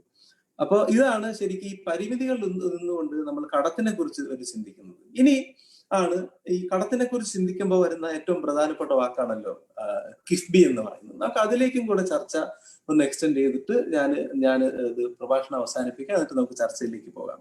അതായത് ഈ FRBM ആക്ട് ഒരു സ്ഥലത്ത് നിൽക്കുന്നു, അധികമായിട്ടുള്ള ചെലവ് നമുക്ക് ഒരു വശത്തേക്ക് വരുന്നു, മൂലധന ചെലവുകളിലേക്ക് നമുക്ക് പോകേണ്ടതുണ്ട്. നമ്മൾ കാലങ്ങളായി തുടർന്ന് വരുന്ന സാമൂഹ്യ മൂലധന ചെലവിൽ നമുക്ക് പിന്നോട്ട് പോകാനും കഴിയില്ല. അങ്ങനെയുള്ള കാലഘട്ടത്തിൽ FRBMന്റെ കണ്ടീഷൻസിനെയും സാറ്റിസ്ഫൈ ചെയ്തുകൊണ്ട് തന്നെ മൂലധന ചെലവിലേക്ക് പോകണമെങ്കിൽ ഉണ്ടാകുന്ന ഒരു പ്രധാനപ്പെട്ട മാർഗമാണ് യഥാർത്ഥത്തിൽ നമുക്ക് ഈ പറയുന്ന കിഫ്ബി എന്ന് പറയുന്ന ഒരു മാർഗം. ഈ കിഫ്ബി എന്ന് പറയുന്ന ഒരു മാർഗത്തിന്റെ ഒരു പ്രത്യേകത ഞാൻ കാണുന്നത്, എല്ലാവർക്കും കാണാവുന്നതാണ്. അതിന്റെ വെബ്സൈറ്റിൽ തന്നെ ഓരോ വർഷവും ഓഡിറ്റ് ചെയ്ത ഓഡിറ്റഡ് അക്കൗണ്ട്സ് അവർ പ്രസിദ്ധീകരിക്കുന്നുണ്ട്. അവർ ഏറ്റെടുക്കുന്ന പ്രോജക്റ്റിന്റെ സ്റ്റാറ്റസ് മുഴുവൻ അവർ പ്രസിദ്ധീകരിക്കുന്നുണ്ട്. അത് എടുക്കുമ്പോൾ എനിക്ക് മനസ്സിലാകുന്നത്, ഞാൻ ആദ്യം അവതരിപ്പിച്ച എന്റെ ഒരു റൂട്ടാണ്, അതായത് SOCDP എന്ന് പറയുന്ന ഒരു റൂട്ട്. ഈ കിഫ്ബി ഏറ്റെടുക്കുന്ന പ്രോജക്റ്റുകളുടെ ഒരു സ്റ്റാറ്റസും ഏതേത് ഡിപ്പാർട്ട്മെന്റ് വഴി എന്തെന്ത് പ്രോജക്റ്റാണ് ചെയ്യുന്നതെന്ന് നമ്മൾ ഒരു കണക്കെടുക്കുമ്പോൾ മനസ്സിലാവുന്നത് യഥാർത്ഥത്തിൽ അത് സാമൂഹ്യ മൂലധനത്തിന് വേണ്ടിയിട്ടുള്ള ചെലവാക്കൽ അതിനകത്ത് വരുന്നുണ്ട്. General education, technical education, higher education, health department ഉൾപ്പെടെയുള്ള സാമൂഹ്യ മൂലധനത്തിലേക്കും ഈ നിക്ഷേപം പോകുന്നുണ്ട്. എന്നാൽ മറുവശത്ത് ഇപ്പൊ പവർ ഗ്രിഡ് ആയിക്കോട്ടെ, തീരദേശ ഹൈവേ ആയിക്കോട്ടെ, അല്ലെങ്കിൽ മലയോര ഹൈവേ ആയിക്കോട്ടെ തുടങ്ങിയിട്ടുള്ള പശ്ചാത്തല വികസനത്തിലേക്കും പോകുന്നുണ്ട്. അപ്പൊ ഞാൻ പറഞ്ഞു വരികയാണെങ്കിൽ ഒരു ബാലൻസ്ഡ് ഗ്രോത്ത് എന്ന് പറയുന്ന, എന്നാൽ ഒരു സ്വകാര്യ പങ്കാളിത്തമില്ലാത്ത സംസ്ഥാന സർക്കാരിന്റെ തന്നെയുള്ള ഒരു മേൽനോട്ടത്തിലുള്ള ഒരു പ്രധാനപ്പെട്ട രീതിയിൽ തന്നെ ഇത് രണ്ടിനെയും ബാലൻസ് ചെയ്യുന്ന രീതി, സാമൂഹ്യ മൂലധനത്തിനെയും പശ്ചാത്തല മൂലധനത്തിനെയും ഒരേപോലെ ബാലൻസ് ചെയ്യുന്ന രീതിയിലുള്ള ഒരു പൊതു നിക്ഷേപമാണ് യഥാർത്ഥത്തിൽ കിഫ്ബിയിലൂടെ നടക്കുന്നു. ഇങ്ങനെ നടക്കുന്നു എന്ന് പറഞ്ഞു കഴിഞ്ഞാൽ നമുക്ക് എന്താണ് ഇതിന്റെ പ്രയോജനം? ഇതിന്റെ ഒരു ഫീഡ്ബാക്ക് ഇഫക്റ്റ് രണ്ടും തമ്മിൽ ഉണ്ടാകും എന്നുള്ളതാണ് തത്വശാസ്ത്രപരമായിട്ട് ഈ സാമ്പത്തിക സിദ്ധാന്തപരമായിട്ട് നമുക്ക് പറയാനുള്ളത്. സാമൂഹ്യ മൂലധനം വളരുന്നതിനനുസരിച്ച് അത് നേരിട്ടുള്ള പശ്ചാത്തല വികസനത്തിലേക്കും സാമ്പത്തിക വളർച്ചയ്ക്കും കാരണമാകും. പശ്ചാത്തല വികസനത്തിന്റെ വളർച്ച തിരിച്ച് ഈ സാമൂഹ്യ വികസനത്തിലേക്കും ബാധിക്കുന്ന ഫീഡ്ബാക്ക് ഇഫക്റ്റ് ഉണ്ടാവുകയും വളരെ അടുത്ത കാലത്ത് തന്നെ ഈ പറയുന്ന നമ്മുടെ പ്രതിസന്ധികൾ മാറിക്കഴിഞ്ഞാൽ വലിയൊരു സാമ്പത്തിക മുന്നേറ്റത്തിലേക്ക് നമുക്ക് പോകുമെന്നുള്ളതാണ് കണ്ടുവരുന്നത്. ഇനി ഈ കിഫ്ബിയുടെ ഒരു എക്സാമ്പിൾ ഞാൻ പറയാം. അതും ഒരുപക്ഷെ ഈ ചർച്ചയിൽ മുങ്ങിപ്പോകുന്ന ഒരു സംഗതിയാണ്. ഞാൻ ഉദ്ദേശിക്കുന്നത് സ്കൂളിന്റെയും ഈ ആരോഗ്യ മേഖലയുടെയും കാര്യം മാത്രമാണ്. സംസ്ഥാനത്തിന്റെ ബജറ്റ് പോലെ പ്രധാനമാണ് യഥാർത്ഥത്തിൽ ഹൗസ് ഹോൾഡ് ബജറ്റ്, ഒരു വീടിന്റെ ബജറ്റ് എന്ന് പറയുന്നത്. നമുക്ക് എന്തുകൊണ്ട് അതിനെ അങ്ങനെ ചിന്തിച്ചുകൂടാ? എന്റെ ചിന്ത ഇങ്ങനെയാണ്. ഒരു വീടിന്റെ ബജറ്റിലും സംസ്ഥാന ബജറ്റ് പോലെ വരവും ചെലവുമുണ്ട്. മികവ് കേന്ദ്രങ്ങളായിട്ട് ഓരോ സ്കൂളിനെയും, മികവ് കേന്ദ്രങ്ങളായിട്ട് ഓരോ ആശുപത്രിയും ഹൈടെക് സ്കൂളായിട്ടും ഹൈടെക് ആശുപത്രിയായിട്ടും നമ്മൾ വളർത്തുമ്പോൾ പൊതുജനങ്ങളെ ഈ പൊതുമേഖലാ സ്ഥാപനങ്ങളിലേക്ക്, ഈ പറയുന്ന പൊതു സ്കൂളിലേക്കും പൊതു ആശുപത്രിയിലേക്കും നമ്മൾ ആകർഷിക്കുകയാണ് ചെയ്യുന്നത്. അപ്പൊ ഞാൻ നേരത്തെ പറഞ്ഞ ഈ SOCയിലെ ഈ നിക്ഷേപത്തിലൂടെ പൊതുജനങ്ങളെ ഇങ്ങോട്ട് ആകർഷിക്കുന്നു എന്നുള്ളത് സാധാരണ നമ്മൾ ചർച്ച നിർത്തും. ഞാൻ ഈ ചർച്ചയെ കൊണ്ടുവന്നത് എങ്ങനെയാണ്, ഹൗസ് ഹോൾഡ് ബജറ്റ് എന്നുള്ള രീതിയിൽ നമുക്ക് ഇതിനെ ചിന്തിച്ചു നോക്കാം. ഈ ഹൗസ് ഹോൾഡ് ബജറ്റ് ഉദ്ദേശിക്കുന്നത് ഒരു കുഞ്ഞിനെ ഞാൻ സ്വകാര്യ സ്കൂളിലേക്കോ സ്വകാര്യ ആശുപത്രിയിലേക്കോ കൊണ്ടുപോവുകയാണെങ്കിൽ, വിദ്യാഭ്യാസത്തിനോ ആരോഗ്യപരമായിട്ട് കൊണ്ടുപോകുമ്പോൾ ഒരു വർഷം എനിക്ക് എത്ര രൂപ ചെലവ് വരും നമുക്ക് കൂട്ടിയെടുക്കാവുന്നേ ഉള്ളൂ. ക്യാപിറ്റേഷൻ ഫീ ഉൾപ്പെടെയുള്ള ഓരോ മാസത്തെയും ട്യൂഷൻ ഫീസ് തുടങ്ങിയിട്ടുള്ള നമുക്ക് അറിയാത്ത മറ്റ് പല ഫീസ് ഘടകങ്ങൾ ഉൾപ്പെടെയുള്ള ഈ ഫീസ് എല്ലാം കൂട്ടുമ്പോൾ ശരാശരി എത്ര രൂപ ഒരു കുട്ടിക്ക് 20,000 രൂപ അല്ലെങ്കിൽ 30,000 രൂപ അല്ലെങ്കിൽ 50,000 രൂപ വരെ വരുന്ന ഈ ഫീസ് ഒരു വർഷം ഇല്ലാതാവുക എന്ന് പറഞ്ഞു കഴിഞ്ഞാൽ അത്രയും രൂപ ഹൗസ് ഹോൾഡ് ബജറ്റിന്റെ ഒരു വരുമാനമായിട്ട് മാറുകയാണെന്നുള്ളതാണ് നമ്മൾ മനസ്സിലാക്കുന്നത്. അപ്പൊ ഒരു ഹൗസ് ഹോൾഡ് ബജറ്റ് ഇങ്ങനെ ബൾജ് ചെയ്യും. അതായത് ഉദാഹരണത്തിന് 1,79,000 കുട്ടികളാണ് 2018-19 മാത്രം, നമ്മുടെ കണക്കനുസരിച്ച് 1,79,000 കുട്ടികളാണ് ഈ പുതുതായി TC വാങ്ങിച്ച് സർക്കാർ സ്കൂളുകളിലേക്ക് വരുന്നത്. 1,79,000 കുട്ടികൾ എന്ന് പറയുമ്പോൾ സ്ട്രിക്റ്റ് ആയിട്ട് പറഞ്ഞാൽ ഒരുപക്ഷെ അത് 1,70,000 അല്ലെങ്കിൽ 1,50,000 കുടുംബങ്ങളായിരിക്കും എന്നാണ്. അപ്പൊ 1,50,000 കുടുംബങ്ങളുടെ കുടുംബ ബജറ്റിലേക്ക് ആ ഒരൊറ്റ വർഷത്തിൽ തന്നെ വരാവുന്ന ഒരു സാമ്പത്തികമായിട്ടുള്ള നേട്ടം എന്നാണ്. ഇതേപോലെ മികവ് കേന്ദ്രങ്ങളായി നമ്മുടെ സ്കൂളുകളെല്ലാം ഈ പറയുന്ന കിഫ്ബിയിലൂടെയോ അല്ലാതെയോ നമ്മൾ നിക്ഷേപം നടത്തി കഴിഞ്ഞാൽ എത്ര ലക്ഷം ജനങ്ങളെയാണ് നമുക്ക് ഇതിനെ കൊണ്ടുവരാൻ കഴിയുക? അതിലൂടെ ഒരു ഹൗസ് ഹോൾഡിലേക്ക് ഉണ്ടാകുന്ന ഒരു ബജറ്റിന്റെ നേട്ടം എന്താണെന്നുള്ളത് തന്നെയാണ് നമ്മൾ ചിന്തിക്കേണ്ടത്. അപ്പൊ ഒരു സാമ്പത്തിക വളർച്ചയ്ക്ക് ഇത് കാരണമാകുന്നു എന്നുള്ളതിലുപരി ഒരു ഹൗസ് ഹോൾഡിന്റെ ബജറ്റിൽ പോലും കിഫ്ബി എന്ന് പറയുന്നതിലൂടെ നമ്മൾ ഏറ്റെടുത്ത് നടത്തുന്ന മൂലധന ചെലവിലൂടെ സഹായകരമാകുമെന്നുള്ള ഒരു പോയിന്റാണ് ഞാനിവിടെ അത് പറഞ്ഞു വെക്കാനായിട്ട് ഉദ്ദേശിച്ചത്. എന്നാൽ ഇതിനകത്ത് വരുന്ന ഒരു ഭീതി എന്താണ്, ഇതിനകത്തുള്ള ഭയം എന്താണ്? അതാണ് ഒരുപക്ഷെ പലപ്പോഴും രാഷ്ട്രീയ ചർച്ചയായിട്ട് മാറുന്നത്. അതിന്റെ ഭയം ഇതാണ്. ആ ഭയം ഒരു തരത്തിൽ ഞാൻ നേരത്തെ പറഞ്ഞു വെച്ചതാണ്. അതായത് ഇങ്ങനെ കിഫ്ബിയിലൂടെ നമ്മൾ കടമെടുത്ത് കൂട്ടിക്കഴിഞ്ഞാൽ അതിങ്ങനെ വളരെ വലിയ കടമായിട്ട് പിന്നെയും കൂടി പോവുകയില്ലേ, ഇത് തിരിച്ചടയ്ക്കാൻ നമുക്ക് കഴിയുമോ എന്നുള്ള തരത്തിലാണ് യഥാർത്ഥത്തിൽ പലപ്പോഴും രാഷ്ട്രീയ ചർച്ച വരാറ്. അതിന് ഞാൻ ഒരു ഉദാഹരണം നേരത്തെ പറഞ്ഞു. കടം അല്ലെങ്കിൽ ധനക്കമ്മി എന്ന് പറയുന്നത് കൂടിയിട്ടില്ല എന്ന് വെച്ചാൽ ശതമാന കണക്കുകളിൽ കഴിഞ്ഞ 5 വർഷത്തെ ആവറേജ് വെച്ച് നോക്കുമ്പോൾ ഈ കഴിഞ്ഞ 5 വർഷത്തെ ശരാശരിയിൽ അധികമായിട്ട് കൂടിയിട്ടില്ല. എന്നാൽ പശ്ചാത്തല വികസനത്തിനും സാമൂഹ്യ മൂലധന നിക്ഷേപത്തിനും യഥാർത്ഥത്തിൽ കിഫ്ബിയിലൂടെ കഴിയുന്നും ഉണ്ട്. അപ്പൊ കിഫ്ബിയിലൂടെ ഇത് കഴിയുന്നുണ്ട് എന്ന് പറഞ്ഞു കഴിഞ്ഞാൽ ആ കടത്തിനെ കുറിച്ചാണ് അതുകൊണ്ട് ചർച്ച വരുന്നത്. ഈ കടത്തിനെ കുറിച്ച് പറയുമ്പോൾ നമുക്ക് എല്ലാവർക്കും പറയുന്നത് പോലെ 1999 വന്നാൽ 2016 ഭേദഗതി വരുന്നത് വരെയുള്ള കാലഘട്ടത്തിൽ 3 തവണ യഥാർത്ഥത്തിൽ വായ്പ എടുത്തിട്ടുണ്ട്, ഏകദേശം 1000 കോടി രൂപയോളം. ഈ വായ്പ എടുത്തിട്ടുള്ളത് ഈ പറയുന്ന ഇപ്പോൾ ഭരിക്കുന്ന ഇടതുപക്ഷ അല്ലെങ്കിൽ LDF ഗവൺമെന്റ് മാത്രമല്ല, അതിൽ 2 തവണ വായ്പ എടുത്തിരിക്കുന്നത് UDF ഗവൺമെന്റിന്റെ സമയത്താണ്. അതിന്റെ അർത്ഥം ഒരു നിയമസഭയിൽ എല്ലാ പ്രതിനിധികളും ഇരുന്ന് പാസ്സാക്കിയ ഒരു നിയമം, ആ നിയമത്തിന്റെ അടിസ്ഥാനത്തിൽ 2 കക്ഷികളിലും പറയുന്ന ഭരണത്തിലുള്ളവരും വായ്പ എടുത്തിട്ടുള്ള ഒരു സംവിധാനമാണ്. അതുകൊണ്ട് തന്നെ ഇത് രാഷ്ട്രീയമായിട്ട് ചർച്ച ചെയ്യുക എന്നുള്ളതിലുപരി ഇതിന്റെ സാമ്പത്തിക വശം ചർച്ച ചെയ്യുന്നതായിരിക്കും യഥാർത്ഥത്തിൽ പ്രത്യേകിച്ച് ഈ കാലഘട്ടത്തില് നല്ലതായിട്ട് വരിക.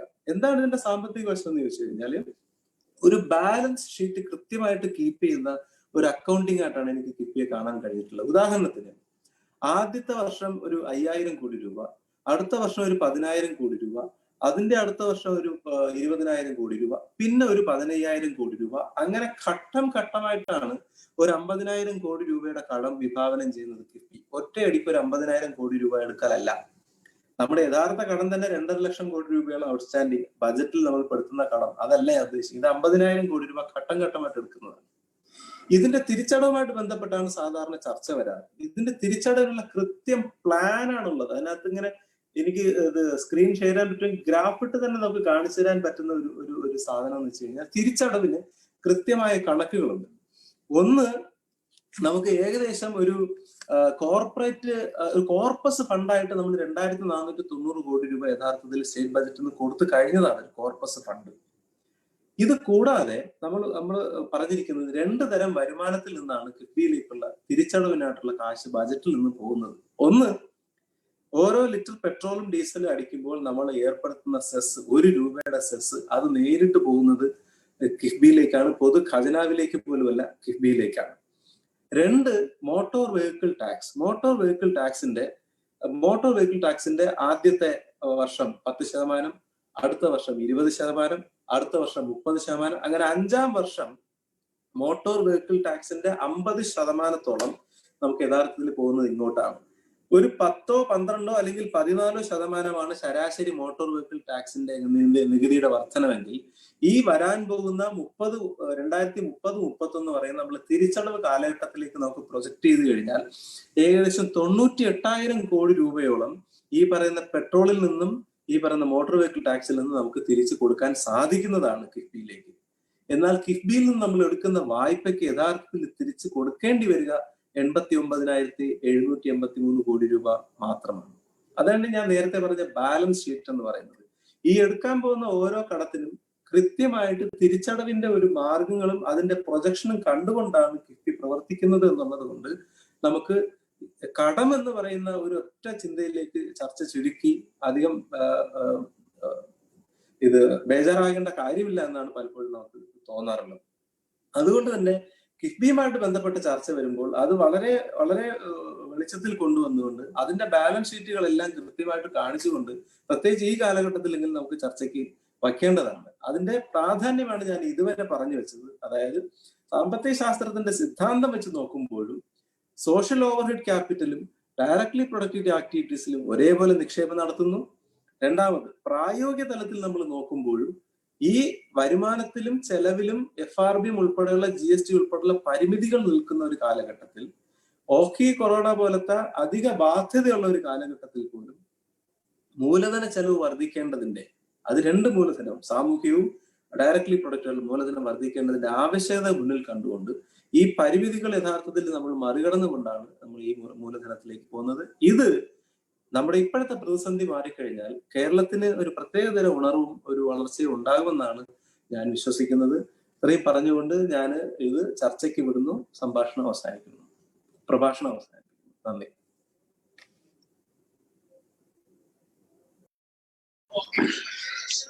വളരെ നന്ദി ഡോക്ടർ ഷൈജൻ. ഏതാണ്ട് 30 മിനിറ്റ് സമയം കൊണ്ട് കേരളത്തിന്റെ ബഡ്ജറ്റ് മേക്കിംഗ് എന്ന് പറയുന്ന അതിബൃഹത്തായ ഒരു പരിപാടിയെ വളരെ ലളിതമായ ഭാഷയിൽ എല്ലാവർക്കും മനസ്സിലാകുന്ന രീതിയിൽ അവതരിപ്പിച്ചു. ഇത്രയും സമയത്തിനുള്ളിൽ ഒത്തിരി കാര്യങ്ങളിൽ വളരെ സ്പഷ്ടമായിട്ടുള്ള വിശദീകരണം നൽകാൻ സാധിച്ചു എന്നുള്ളത് സന്തോഷം പകരുന്ന കാര്യം. ഇന്ന് പൊതുമണ്ഡലത്തിൽ ചർച്ച ചെയ്യുന്ന പ്രധാനപ്പെട്ട കിഫ്ബി അടക്കം അതിന്റെ സാമ്പത്തിക ഭദ്രതയടക്കം കുറിച്ച് അങ്ങ് പറഞ്ഞിട്ടുള്ള കണക്കുകളും അതിന്റെ വരുമാന മാർഗങ്ങളെ സംബന്ധിച്ച് പറഞ്ഞിട്ടുള്ള കാര്യങ്ങൾ നമുക്ക് സഹായകരമാകും. ഇപ്പൊ പ്രത്യേകിച്ച് നമ്മളിപ്പോ എത്തിച്ചെന്നിരിക്കുന്ന ഈ രാഷ്ട്രീയ കാലഘട്ടത്തിൽ ഒത്തിരി കാര്യങ്ങൾക്ക് നമ്മൾ മറുപടി പറയേണ്ടി വരും. ആ മറുപടി പറയുവാൻ വേണ്ടി നമ്മളെ സജ്ജമാക്കാൻ ഡോക്ടർ ഷൈജന്റെ ഈ അവതരണത്തിന് സഹായിച്ചിട്ടുണ്ട്. ഞാൻ കൂടുതൽ കാര്യങ്ങളിലേക്ക് കടക്കുന്നില്ല. 30 മിനിറ്റാണ് അദ്ദേഹം പ്രബന്ധം അവതരിപ്പിച്ചെങ്കിൽ ഒരു 20 മിനിറ്റെങ്കിലും ചർച്ചയ്ക്ക് കൊടുക്കണമെന്നുള്ള ഒരു താല്പര്യമുണ്ട്. ചർച്ച തുടങ്ങി വയ്ക്കാൻ വേണ്ടി ജിതേന്ദ്രൻ സാറിനെ ഞാൻ ആദരപൂർവ്വം ക്ഷണിക്കുന്നു.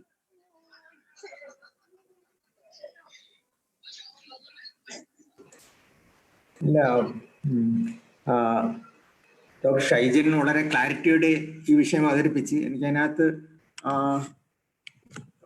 സംശയങ്ങളൊന്നും ഉന്നയിക്കാനില്ല. വളരെ ക്ലിയർ ആയിരുന്നു, വളരെ സ്പഷ്ടമായിട്ടും വളരെ ചുരുങ്ങിയ വാക്കുകളിൽ ഈ ആശയങ്ങളെല്ലാം അവതരിപ്പിച്ചിട്ടുണ്ടായിരുന്നു.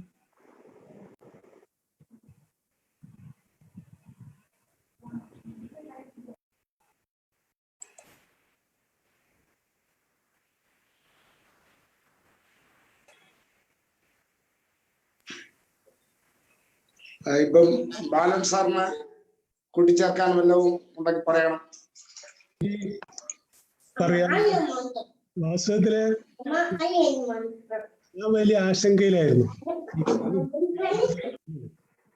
ഈ നികുതി വരുമാനം ഗണ്യമായി കുറയുന്നതും കേന്ദ്ര ഗവൺമെന്റ് GST വിഹിതം തരാത്തതും പിന്നെ അപ്രതീക്ഷിതമായി ഉണ്ടാകുന്ന വമ്പിച്ച ചെലവുകളും ഭീമമായ ചെലവുകളും ഇതൊക്കെ ഉണ്ടായിക്കൊണ്ടിരിക്കുമ്പോൾ തന്നെ പിന്നെ ഭക്ഷ്യ കിറ്റുകളും പിന്നെ അതുപോലുള്ള ചികിത്സാ ചെലവുകളും ഇതൊക്കെ ആയിട്ട് ഡോക്ടർ ഷൈജൻ അവതരിപ്പിച്ചു. 30,000 കോടി രൂപ നികുതി വരുമാനത്തിൽ കുറവുണ്ടായി. തിരികെ 20,000 കോടി രൂപ അധിക ചെലവുണ്ടായി. അതേസമയത്ത് തന്നെ നമ്മുടെ സാമൂഹ്യക്ഷേമ പദ്ധതികൾ അതൊക്കെ വെട്ടിച്ചുരുക്കുന്നുമില്ല. വലിയ അത്ഭുതത്തോടു കൂടിയിട്ടാണ് ഞാൻ ഇത് നോക്കിക്കൊണ്ടിരുന്നത്. മറ്റൊരു കാര്യം, GST നിയമപ്രകാരം GST വിഹിതം കേന്ദ്ര സർക്കാർ തരുന്നില്ല. അതിന്റെ വോട്ടിങ്ങിന്റെ അദ്ദേഹം പറഞ്ഞു. മറ്റൊരു കാര്യം കൂടിയുണ്ട്. ഈ 41% നികുതി വരുമാനം സംസ്ഥാനങ്ങൾക്ക് കൊടുക്കുന്നുണ്ടെങ്കിൽ തന്നെ അത് സംസ്ഥാനങ്ങൾക്ക് കൊടുക്കുന്നതിന് ചില മാനദണ്ഡങ്ങളൊക്കെ അവർ പുതുക്കിയിട്ടുണ്ട്. ഇപ്പൊ ആരോഗ്യം, വിദ്യാഭ്യാസ രംഗങ്ങളിൽ കേരളത്തിന് കുറെ മെച്ചപ്പെട്ട സ്ഥിതി ആയതുകൊണ്ട് കേരളത്തിന് തരുന്ന ആ നികുതി വിഹിതം അത് കുറച്ചിട്ടുണ്ട്. അങ്ങനെ കേന്ദ്രത്തിന് കിട്ടേണ്ട നികുതി വിഹിതം കുറയുന്നുണ്ട്. എന്നിട്ടും പക്ഷേ ഒരു ഇടതുപക്ഷ മുന്നണി ഗവൺമെന്റിന് ജനങ്ങളോടൊരു ഉത്തരവാദിത്വമുണ്ട്. ആ ഉത്തരവാദിത്വം നിർവഹിക്കാതിരിക്കാൻ പറ്റില്ല. അതിനിയും തുടരേണ്ടി വരും. ഇപ്പോഴേ സാമൂഹ്യക്ഷേമ പെൻഷൻ അത് വിഹിതം കൂട്ടിയിട്ടുണ്ട്. അത് പെൻഡിങ് ഡ്യൂസ് ഒക്കെ കൊടുത്തിട്ടുണ്ട്. ഇനിയും അത് കൂട്ടുമായിരിക്കും. മറ്റൊന്ന്, ഈ ആരോഗ്യ വിദ്യാഭ്യാസ മേഖലകളിലുള്ള ആ നിക്ഷേപം കിഫ്ബിയിലാണ് വരുന്നത്. പക്ഷെ അതിന് ഒരുപാട് പോസിറ്റീവ് ആസ്പെക്റ്റ് ഉണ്ട്. അദ്ദേഹം ഡോക്ടർ അത് അവതരിപ്പിച്ചു. അത് ഓരോ കുടുംബത്തിനും ചുരുങ്ങിയത് മാസത്തിൽ ഇപ്പോൾ കേഫോട് കൂടി വരികയാണെങ്കിൽ ഒരു കുടുംബത്തിന് ശരാശരി 5,000 രൂപ ഒരു മാസം ചെലവ് കുറയും. ചികിത്സയ്ക്കും ഫീസിനും കേഫോ ഇന്റർനെറ്റിലെ ഫീസെല്ലാം കൂടി ശരാശരി ആണ് ഞാൻ പറയുന്നത് 5,000 രൂപ മെച്ചമുണ്ടാവും. പക്ഷെ ആ മെച്ചം വരുന്ന തുക അവർ മാർക്കറ്റിലേക്ക് ഇറക്കും. അതവര് സമ്പാദിക്കില്ല, ബാങ്ക് ഡിപ്പോസിറ്റ് ആക്കി വെക്കില്ല. അതവർ മാർക്കറ്റിൽ കൊണ്ടുപോയിട്ട് പല സാധനങ്ങൾ വാങ്ങിക്കും. അപ്പോൾ അതിൻ്റെ ഒരു വിഹിതം സംസ്ഥാന ഗവൺമെന്റ് വരുമാനമായിട്ട് വരും. എന്നാൽ കിഫ്ബിയുടെ കാര്യത്തില് എനിക്ക് പറയാനുള്ളത്, ഇപ്പൊ ഈ ഗവൺമെന്റ് കിഫ്ബിയിലെ ഫണ്ട് ചെലവഴിക്കുന്ന രംഗങ്ങളിൽ എല്ലാം കെട്ടിടങ്ങള്, പാലങ്ങള്, റോഡുകളുടെയൊക്കെ നിർമ്മാണത്തിൽ കഴിഞ്ഞ ഗവൺമെന്റ് ആണെങ്കിൽ ഈ ചെലവഴിക്കുന്ന ഇപ്പൊ ഈ 3-4 കൊല്ലം കൊണ്ട് 60,000 കോടി രൂപ ചെലവഴിക്കുന്നുണ്ടെങ്കിൽ അതിന്റെ 25% രാഷ്ട്രീയ നേതാക്കളും മന്ത്രിമാരും എഞ്ചിനീയർമാരും കൂടിയായിട്ട് ഭാഗിച്ചെടുക്കുകയായിരുന്നു ചെയ്യാം. ഇപ്പൊ അത് മുഴുവൻ ഏതാണ്ട് 95% അതിന്റെ ആ നിക്ഷേപം 95% അതിന്റെ ആ അസറ്റ് ക്രിയേഷന് വേണ്ടി ഉപയോഗപ്പെടുത്തുന്നുണ്ട്. അങ്ങനെ ഉപയോഗപ്പെടുത്തുന്നതിനുള്ള ഒരു ഗുണം അതൊരു എഞ്ചിനീയർക്കേ പറയാൻ പറ്റുള്ളൂ, ഒരു സാമ്പത്തിക വിദഗ്ധന് പറയാൻ കഴിയില്ല. ആ അസറ്റ് ക്രിയേഷന്റെ അത് ക്വാളിറ്റി വളരെയധികം കൂടുന്നുണ്ട്. ക്വാളിറ്റി കൂടുന്നതുകൊണ്ടുള്ള ഒരു മെച്ചം എന്താണെന്ന് വെച്ചാൽ അതിന്റെ ലൈഫ് കൂടും. ഇപ്പൊ പാലാരിവട്ടം പാലം 3 കൊല്ലം കൊണ്ട് അത് പൊളിച്ചു പണിയേണ്ടി വന്നാലും ഈ കിഫ്ബിയിൽ എടുക്കുന്ന ആ നിർമ്മാണ പ്രവൃത്തികൾ 100 വർഷം നിലനിൽക്കും. 100 വർഷം നിലനിൽക്കുന്നതുകൊണ്ട് അതിന്റെ ആ പിന്നീട് വരുന്ന ആ നിർമ്മാണ ചെലവ് കുറയും. അപ്പൊ അതൊരു വലിയ മെച്ചമായിരിക്കും ഗവൺമെന്റ് ഉണ്ടാകുന്നത്. മറ്റൊരു കാര്യം, ഇതിൻ്റെ ഉള്ളിലെ സാമ്പത്തിക വിദഗ്ധൻ തന്നെ അദ്ദേഹത്തിന് അറിയുന്നതാണ്. ഇതിലെ ഈ കിഫ്ബിയിൽ 60,000 കോടി രൂപ ഇവിടെ നിക്ഷേപം വരുന്നുണ്ടെങ്കിൽ അതിൽ 12% GST ആയിട്ട് ഗവൺമെന്റ് തന്നെ കിട്ടുന്നുണ്ട്. പിന്നെ അതിന്റെ 25-30% പണിക്കൂലി ആയിട്ടാണ് വരുന്നത്. പണിക്കൂലി മൈഗ്രേറ്ററി ലേബർ ആണെങ്കിൽ തന്നെ ആ അദ്ദേഹം വാങ്ങിക്കുന്ന കൂലിയുടെ 10% അത് ഇവിടെ കേരളത്തിൽ ചെലവഴിക്കുന്നുണ്ട്. അപ്പൊ അങ്ങനെ ചെലവഴിക്കുമ്പോൾ അതിന്റെ ഒരു നികുതി വരുമാനവും സംസ്ഥാന ഗവൺമെന്റ് കിട്ടുന്നുണ്ട്. അപ്പൊ കിഫ്ബിയിൽ ഇങ്ങനെ കാണാത്ത ഒരുപാട് മെച്ചങ്ങൾ ഉണ്ട്. ഏറ്റവും പ്രധാനപ്പെട്ടത് ഈ അസറ്റിന്റെ ഒക്കെ ലൈഫ് കൂടും. ഇപ്പോ റോഡുകളൊക്കെ ഞാൻ PWDയിലും ഒരുപാട് വർഷക്കാലം പ്രവർത്തിച്ചാണ്. എനിക്കറിയാം ഓരോ റോഡിനും ഒരു വർഷത്തിൽ 2 പ്രാവശ്യം അറ്റകുറ്റപ്പണികൾ നടത്തുന്നുണ്ട്. അറ്റകുറ്റപ്പണി എന്ന് പറഞ്ഞാൽ വ്യാജമായിട്ട് ബില്ല് തയ്യാറാക്കിയിട്ട് എഞ്ചിനീയർമാരും കരാറുകാരും മന്ത്രിമാരും രാഷ്ട്രീയ നേതാക്കളും കൂടി ഡിവൈഡ് ചെയ്തെടുക്കുകയാണ് ചെയ്യുന്നത്. അപ്പൊ അതൊക്കെ ഒഴിവാകുന്നുണ്ട്. ഇപ്പോഴതില്ല. ഇപ്പൊ അഴിമതി വളരെ കുറവാണ്. ഗുണനിലവാരം 100% ഗുണനിലവാരം അത് മെയിൻറ്റെയിൻ ചെയ്യുന്നുണ്ട്. അപ്പൊ ഇതിന്റെ പിന്നെ മറ്റൊന്ന് ഇതിൽ കാണാത്തൊരു കാര്യം, ഇതിന്റെ ഇപ്പൊ ഈ വർഷം ഇപ്പൊ 3 വർഷം കൊണ്ട് ഇപ്പൊ ഈ കാലഘട്ടത്തിൽ നിർമ്മിക്കുന്ന പ്രോജക്റ്റുകൾ ഒരു 5 വർഷം കഴിഞ്ഞിട്ടാണ് അത് ഏറ്റെടുക്കുന്നതെങ്കിൽ ഇതിന്റെ ഇരട്ടി ചെലവ് വരും, നിർമ്മാണ ചെലവ് ഇരട്ടി വരും. അപ്പൊ അങ്ങനെയുള്ള ഒരുപാട് മെച്ചങ്ങൾ ആ കിഫ്ബിയുടെ കാര്യത്തിലുണ്ട്. അപ്പൊ ഇത് നല്ല രീതിയിലേക്കാണ് ഇത് പോകുന്നത്. ഇതിന്റെ പേടിക്കുന്ന രീതിയിലല്ല ധനകാര്യസ്ഥിതി എന്നാണ് പറയുന്നത്. മറ്റൊരു വലിയ ഭീഷണി വരാൻ പോകുന്നത് സർക്കാർ ജീവനക്കാരുടെ ശമ്പളത്തിലും പെൻഷൻകാരുടെ പെൻഷനിലും എന്തായാലും റിവിഷൻ അനിവാര്യമായിരിക്കും. ഈ ഗവൺമെന്റ് പോകുന്നതിലിടയ്ക്ക് ചിലപ്പോഴത് അത് തീരുമാനം എടുക്കേണ്ടി വരും. അതങ്ങനെ ഒരു കാണാത്ത ചെലവ് വരും എന്നുള്ള കാര്യം കൂടി ഉണ്ട്. ഞാൻ അതിന്റെ സമയക്കുറവ് കൊണ്ട് ചില പ്രധാനപ്പെട്ട കാര്യങ്ങൾ മാത്രമേ പറയുന്നുള്ളൂ. കിഫ്ബിയുടേത് ഒരുപാട് മെച്ചങ്ങളുണ്ട്. ഒരു സാമ്പത്തിക വിദഗ്ധന് കാണാൻ കഴിയാത്ത മെച്ചം ഉണ്ട് അതിൽ എന്നാണ് എനിക്ക് പറയാനുള്ളത്. ഒന്ന്, ലൈഫ് കൂടുന്നുണ്ട്, ക്വാളിറ്റി വർദ്ധിക്കുന്നതുകൊണ്ട്. അതിന്റെ അറ്റകുറ്റപ്പണികളുടെ ചെലവ് കുറയുന്നുണ്ട്. അപ്പൊ പിന്നെ അഴിമതി ഇല്ലാത്തത് കൊണ്ട് അത് ഏതാണ്ട് 90% ഫണ്ടും അതിന് ശരിക്കുള്ള അസറ്റിന് തന്നെ ഉപയോഗപ്പെടുത്തുന്നുണ്ട്. അങ്ങനെയുള്ള ചില മെച്ചങ്ങളും അതിലുണ്ട് എന്നാണ്.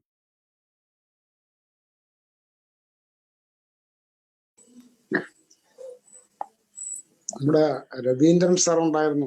ഉണ്ടോ? സംശയം ഉണ്ടെങ്കിൽ ചോദിക്കാം.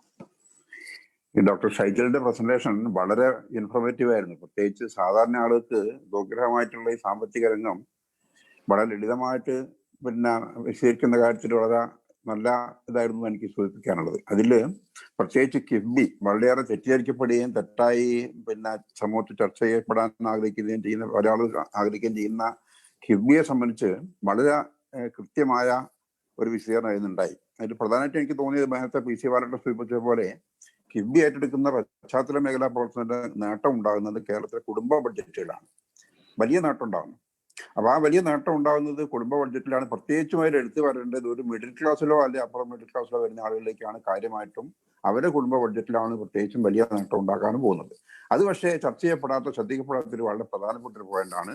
അത് ഡോക്ടർ ഷൈജലിന്റെ പ്രസന്റേഷനിൽ കാണാൻ കഴിയും. അത് നമുക്ക് എങ്ങനെ വരുമാന മാർഗമാക്കി മാറ്റാൻ, അവരെ ഇങ്ങനെ ഏൺ ചെയ്യുന്ന പണം സമൂഹത്തിൽ ചെലവഴിക്കപ്പെടും, അതിന്റെ ഭാഗമായി ഗവൺമെന്റിലേക്കും വരുമാനം ഉണ്ടാവും എന്നുള്ളത് ശരി. അതിനപ്പുറത്തേക്ക് മറ്റു രീതിയിൽ കുറച്ചും കൂടി അത് ഒരു വരുമാന മാർഗമായിട്ട് എങ്ങനെ ആക്കാം എന്നുള്ളത് സംബന്ധിച്ചൊരു പരിശോധന അത് വിവാദ വിഷയമാവും. ചർച്ച ചെയ്യപ്പെടുമ്പോൾ ഒരു ഫീസൊക്കെ ഏർപ്പെടുന്ന രീതിക്കാവും മറ്റു ചർച്ച ചെയ്യപ്പെടുമെങ്കിൽ പോലും എങ്ങനെ അത് കുറച്ചുകൂടി സമൂഹത്തിന് ഗുണകരമായ രീതിയിലേക്ക് ആ കുടുംബ ബഡ്ജറ്റിൽ ഉണ്ടാകുന്ന മാറ്റം എങ്ങനെ ഉപയോഗപ്പെടുത്താൻ പറ്റും എന്നുള്ളത് സംബന്ധിച്ച് ആലോചിക്കണം എന്നുള്ള അഭിപ്രായം.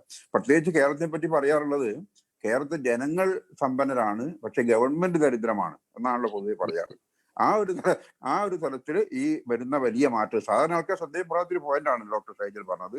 അത് എങ്ങനെ നമുക്ക് ഉപയോഗപ്പെടുത്താൻ കഴിയുമെന്നുള്ളത് സംബന്ധിച്ചൊരു ആലോചന നടന്നാവും തോന്നും. അതുപോലെ മറ്റൊന്ന് ഡോക്ടർ ഷൈജൽ പറഞ്ഞത്, ഈ ഒരു 2025-30 ആകുമ്പോഴേക്ക് 98,000 കോടി രൂപ മാത്രമേ കിഫ്ബി 98,000 കോടിയോളം രൂപ ഈ കിഫ്ബിക്ക് വരുമാനം ഉണ്ടാവും. പക്ഷെ 89,000 കോടി രൂപ മാത്രമേ തിരിച്ചു കൊടുക്കേണ്ടി വരൂ എന്ന് പറയുമ്പോൾ ഈ കിഫ്ബി എന്ന് പറയുന്നത് ഒരു കണ്ടിന്യൂയിങ് പ്രോസസ് ആണല്ലോ, തുടർച്ചയായിട്ട് നടക്കുന്നതാണല്ലോ.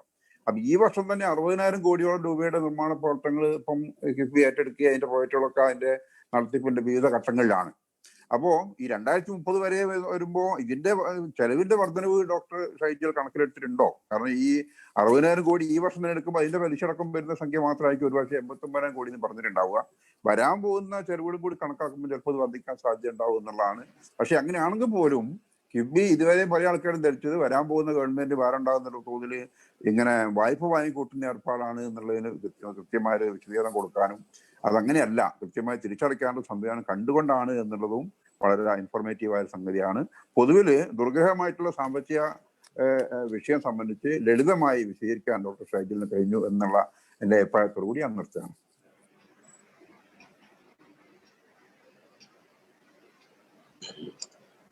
വേറെ ഇനി ആരെങ്കിലും? ഡോക്ടർ സുഹൃത്ത് സമയമുണ്ട്. എനിക്ക് 2 മിനിറ്റ് മതി സാർ. നമസ്കാരം. ഞാൻ ഷൈജനെ ഒന്ന് എന്താ പറയാ ഒന്ന് ചർച്ചയിലേക്ക് കൊണ്ടുപോകാൻ വേണ്ടിയിട്ടുള്ള 1-2 കാര്യങ്ങൾ ശ്രദ്ധയിൽപ്പെടുത്തുകയാണ്. ഞാനത് ഉന്നയിക്കുന്നത് എന്താണെന്ന് വെച്ചാൽ ഈ തെരഞ്ഞെടുപ്പുമായി ബന്ധപ്പെട്ട രംഗത്ത് നിന്ന് അഭിമുഖീകരിക്കേണ്ടി വരുന്ന ചില കാര്യങ്ങൾ ഷൈജന്റെ പ്രഭാഷണവുമായി ബന്ധപ്പെടുത്തി ചോദിക്കാൻ വേണ്ട. ശുദ്ധ സാമ്പത്തിക ശാസ്ത്രത്തിൽ നിന്ന് വ്യത്യസ്തമായ അല്പം രാഷ്ട്രീയം കൂടി ഇതിനകത്ത് വരുന്നു എന്നുള്ളതുകൊണ്ട്. പ്രത്യേകിച്ച് രവിരാമൻ സാർ ആദ്യത്തെ പ്രഭാഷണത്തിൽ തുടങ്ങി വെച്ചത് കേവല സാമ്പത്തിക ശാസ്ത്രത്തിന്റെ യുക്തികളും അതിന്റെ തത്വങ്ങളും കൊണ്ട് ഇതിനെ പ്രതിരോധിക്കുന്നതിന് പകരം അതിനകത്ത് രാഷ്ട്രീയം കൂടി ഉപയോഗിച്ചുകൊണ്ട് നമുക്ക് ഇതിനെ പ്രതിരോധിക്കാൻ കഴിയണം എന്നുള്ള അദ്ദേഹത്തിന്റെ വളരെ പ്രധാനപ്പെട്ട ഒരു സൂചന ഉണ്ടായിരുന്നു, ഒരു ഊന്നൽ. അതും കൂടെ ഞാൻ ഷൈജന്റെ മുമ്പിൽ വെച്ചുകൊണ്ടാണ് ആ ചോദ്യം ഉന്നയിക്കാൻ ഉദ്ദേശിക്കുന്നത്. ഒന്ന്, നമ്മുടെ സംസ്ഥാനത്ത് ഇപ്പോൾ ഒരു പ്രചാരണം വരുന്നുണ്ട്, ക്ഷേമ പദ്ധതികളിലെ അളവ് വർദ്ധിപ്പിക്കുന്നു, പെൻഷൻ പ്രത്യേകിച്ചും സാമൂഹ്യ സുരക്ഷാ പെൻഷൻ. അതെല്ലാ സർക്കാരുകളും ചെയ്യുന്നതാണ്, ഇടതുപക്ഷ സർക്കാർ പ്രത്യേകിച്ച് അങ്ങ് ചെയ്തതായിട്ട് കരുതേണ്ടതില്ല. അതിന്റെ ഒരു സാമ്പത്തിക ശാസ്ത്രം പലപ്പോഴും എല്ലാ സർക്കാരുകളും ചെയ്യുന്നില്ല എന്ന് മാത്രമല്ല, കുടിശ്ശികയും കൂടിയാകുന്നു. അതിന്റെ ബാധ്യത ഉൾപ്പെടെ ഉള്ളത് അടുത്ത് വരുന്ന സർക്കാർ എന്ന നിലയിൽ ഏറ്റെടുക്കേണ്ടി വരുന്നു. അത് കഴിഞ്ഞ 2-3 കാലഘട്ടം ടേമിലെ ഗവൺമെന്റുകളുടെ ഒരു അവസ്ഥയായിട്ട് നമുക്ക് കാണാനും കഴിയുന്നതാണ്. ആ ഒരു വാദഗതി നമുക്ക് എങ്ങനെയാണ് ഇപ്പോഴത്തെ ഗവൺമെന്റ് എടുക്കുന്ന തീരുമാനം? 1500 രൂപയാക്കി അടുത്ത ബജറ്റിൽ വർദ്ധിപ്പിക്കും, എല്ലാവർക്കും കുടിശ്ശികയില്ലാതെ എത്തിക്കും. 60 വയസ്സ് കഴിഞ്ഞ ഒരാൾ പോലും ഇത്തരത്തിലുള്ള ഒരു ആനുകൂല്യമില്ലാതെ കേരളത്തിൽ ഉണ്ടാവില്ല എന്ന ഒരു സാമൂഹ്യ സുരക്ഷാ ലക്ഷ്യം മുന്നോട്ട് വെക്കാൻ ഇപ്പോഴത്തെ സാമ്പത്തിക സാഹചര്യത്തിൽ എങ്ങനെയാണ് ബജറ്ററി അല്ലെങ്കിൽ ബജറ്റിന് പുറത്ത് സാധ്യമാകുന്നത് എന്നുള്ളതാണ് എൻ്റെ ഒരു പ്രധാനപ്പെട്ട ചോദ്യം അല്ലെങ്കിൽ ഉന്നയിക്കാനുള്ള വിഷയം. രണ്ടാമത്തേത്, ഷൈജൻ ഇവിടെ നമ്മുടെ കേരളത്തിലെ വികസന പദ്ധതികളെ കുറിച്ച് പറഞ്ഞു. അതിപ്പോ KFON ആയാലും അതുപോലുള്ള പ്രവർത്തനങ്ങളായാലും എല്ലാം തന്നെ ജനങ്ങൾക്ക് ഗുണപരമായി വരുന്ന പദ്ധതി എന്ന നിലയിലാണ് കേരളത്തിൽ രൂപപ്പെടുത്തപ്പെടുന്നത്, പ്രത്യേകിച്ച് ഈ കാലയളവിലെ കഴിഞ്ഞ 4-5 വർഷത്തെ കാലയളവിലെ. എന്നാൽ കേരളത്തിന് പുറത്തുള്ള പല സംസ്ഥാനങ്ങളിലെ നിങ്ങൾ പരിശോധിക്കുക, പട്ടേലിന്റെ പ്രതിമ നിർമ്മിക്കുന്നതിന് വേണ്ടി 2500-3500 കോടി രൂപ. ഇത്തരത്തിൽ എത്ര കണ്ട് ഗുണപരമായി സാമൂഹ്യ നേട്ടം, നേരത്തെ രവീന്ദ്രൻ മാഷും അതുപോലെ തന്നെ ബാലമാഷും സൂചിപ്പിച്ച അസറ്റ് ഉൾപ്പെടെയുള്ള കാര്യം, ദീർഘകാല അസറ്റ് ഉൾപ്പെടെയുള്ളത് രൂപപ്പെടുത്താൻ വേണ്ടിയിട്ട് എങ്ങനെയാണ് നിക്ഷേപിക്കുക, അതിന്റെ സാമ്പത്തിക ശാസ്ത്രം നമുക്ക് പറയേണ്ടി വരുന്നു എന്നുള്ളതാണ്. പ്രത്യക്ഷത്തിൽ സമൂഹത്തിന് എന്തെങ്കിലും മെച്ചം ഒരു നിക്ഷേപം എന്ന നിലയിൽ അത് സാമ്പത്തിക ശാസ്ത്രന്മാർക്ക് പലതരത്തിൽ വിശദീകരിക്കാൻ കഴിയും എന്നുള്ളതാണ്. ഞാൻ അതിനകത്ത് രാഷ്ട്രീയമാണ് പ്രധാനമായും കാണുന്നത്. അത് വിശദീകരിക്കാൻ നമുക്ക് എങ്ങനെ കഴിയും? കേരളത്തിലെ ഈ സാമ്പത്തിക ചെലവ് അത് വായ്പ എടുത്താണെങ്കിൽ പോലും ചെലവഴിക്കുന്നത് അസറ്റ് രൂപപ്പെടുത്താൻ, സാമൂഹ്യ അസറ്റുകൾ രൂപപ്പെടുത്താൻ, പൊതു അസറ്റുകൾ രൂപപ്പെടുത്താൻ, അതിൽ നിന്നുള്ള മെച്ചം ദീർഘകാല റിസർവ് അടിസ്ഥാനത്തിൽ ഉറപ്പുവരുത്താൻ. അത് എങ്ങനെയാണ് നമുക്ക് സാധൂകരിക്കാൻ പറ്റുന്നത്? മൂന്നാമത്തേത്, FRBM പോലെയുള്ള നിയമങ്ങൾ കൊണ്ടുവന്നുകൊണ്ട് സംസ്ഥാന സർക്കാരിന്റെ മേൽ രൂപപ്പെടുത്തുന്ന ഇത്തരം നിയന്ത്രണങ്ങൾ, അതിപ്പോ GSTയുടെ പരിഹാര നിധി ലഭ്യമാക്കുന്ന കാര്യത്തിൽ അത് വന്നു. കോവിഡ് പശ്ചാത്തലത്തിൽ വായ്പ എടുക്കുന്നതിന് അനുവദിക്കുന്നതിൽ കണ്ടീഷണലായിട്ടുള്ള ബോറോവൻസിനെയാണ് അനുവദിക്കുന്നത്.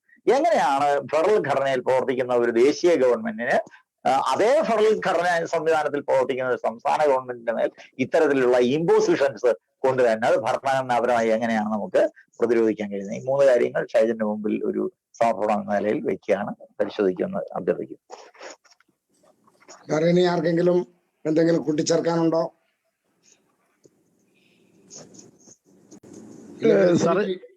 സാറേ ഒന്ന് ഞാൻ ജസ്റ്റ് സംശയം ചോദിക്കാനുള്ളത്, ഒന്ന് എനിക്ക് തോന്നിയ ഒരു സാധനം, ഈ അടിസ്ഥാന ഗവേഷണങ്ങൾക്ക് വേണ്ടിയിട്ട് നമുക്ക് ബഡ്ജറ്റിൽ ഇപ്പൊ കേന്ദ്ര ഗവൺമെന്റ് പല ഗവേഷണം, പ്രത്യേകിച്ച് ഞാൻ കാർഷിക മേഖലയിൽ തന്നെ എടുത്തു നോക്കുകയാണെങ്കിൽ Indian council of agriculture research ഒക്കെ അടിസ്ഥാന ഗവേഷണങ്ങളിൽ നിന്ന് മാറിക്കൊണ്ടിരിക്കുകയാണ്. അവരുടെ ബഡ്ജറ്റിലൊക്കെ തന്നെ 40%-ലധികം അവർ കട്ട് ചെയ്ത് കഴിഞ്ഞു തരുന്നത്. അപ്പൊ ഇങ്ങനെ വരുമ്പോൾ കേരളത്തിന് അങ്ങനെ ഒരു അടിസ്ഥാന ഗവേഷണങ്ങൾക്ക് വേണ്ടി നമുക്ക് സാമ്പത്തികം കണ്ടെത്താൻ കഴിയുമോ എന്നുള്ളതാണ് ഒരു ചോദ്യം. ഇത്രയേ ഉള്ളൂ.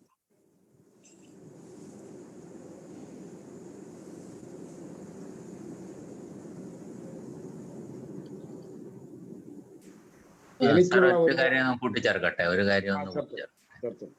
ഈ നമ്മുടെ ആ വെർട്ടിക്കൽ ഡെവല്യൂഷനെ കുറിച്ച് ഷൈജൻ സൂചിപ്പിച്ച കൂട്ടത്തിൽ വന്ന ഒരു കൂടെ ഒന്ന് ശ്രദ്ധയിൽപ്പെടുത്തേണ്ടതല്ലേ. ഒന്ന്, ഈ സെൻട്രലി സ്പോൺസേഡ് പ്രോഗ്രാംസിനകത്ത് വല്ലാത്ത മാറ്റം വരുത്തി. ആ മാറ്റം എന്ന് പറയുന്നത് ഈ സ്റ്റേറ്റ് ഷെയറും സെൻട്രൽ ഷെയറും തമ്മിലുള്ള അനുപാതത്തിൽ ഗണ്യമായ വ്യത്യാസം വരുത്തി സ്റ്റേറ്റിന്റെ ബാധ്യതയെ വലിയ തോതിൽ കൂട്ടി. ആ വെർട്ടിക്കൽ ഷെയർ വന്നപ്പോൾ തന്നെ സ്റ്റേറ്റിന് കിട്ടുന്ന ഈ സെൻട്രലി സ്പോൺസേഡ് പ്രോഗ്രാംസിലുള്ള തുകയിൽ വലിയ ഗണ്യമായ ഒരു കുറവും ഇതിനോടൊപ്പം തന്നെ വന്നു എന്നുള്ളത് ഇതിനകത്ത് ഒന്ന് കൂട്ടിച്ചേർക്കേണ്ടതല്ലേ എന്നുള്ള ഒരു ഘടകം.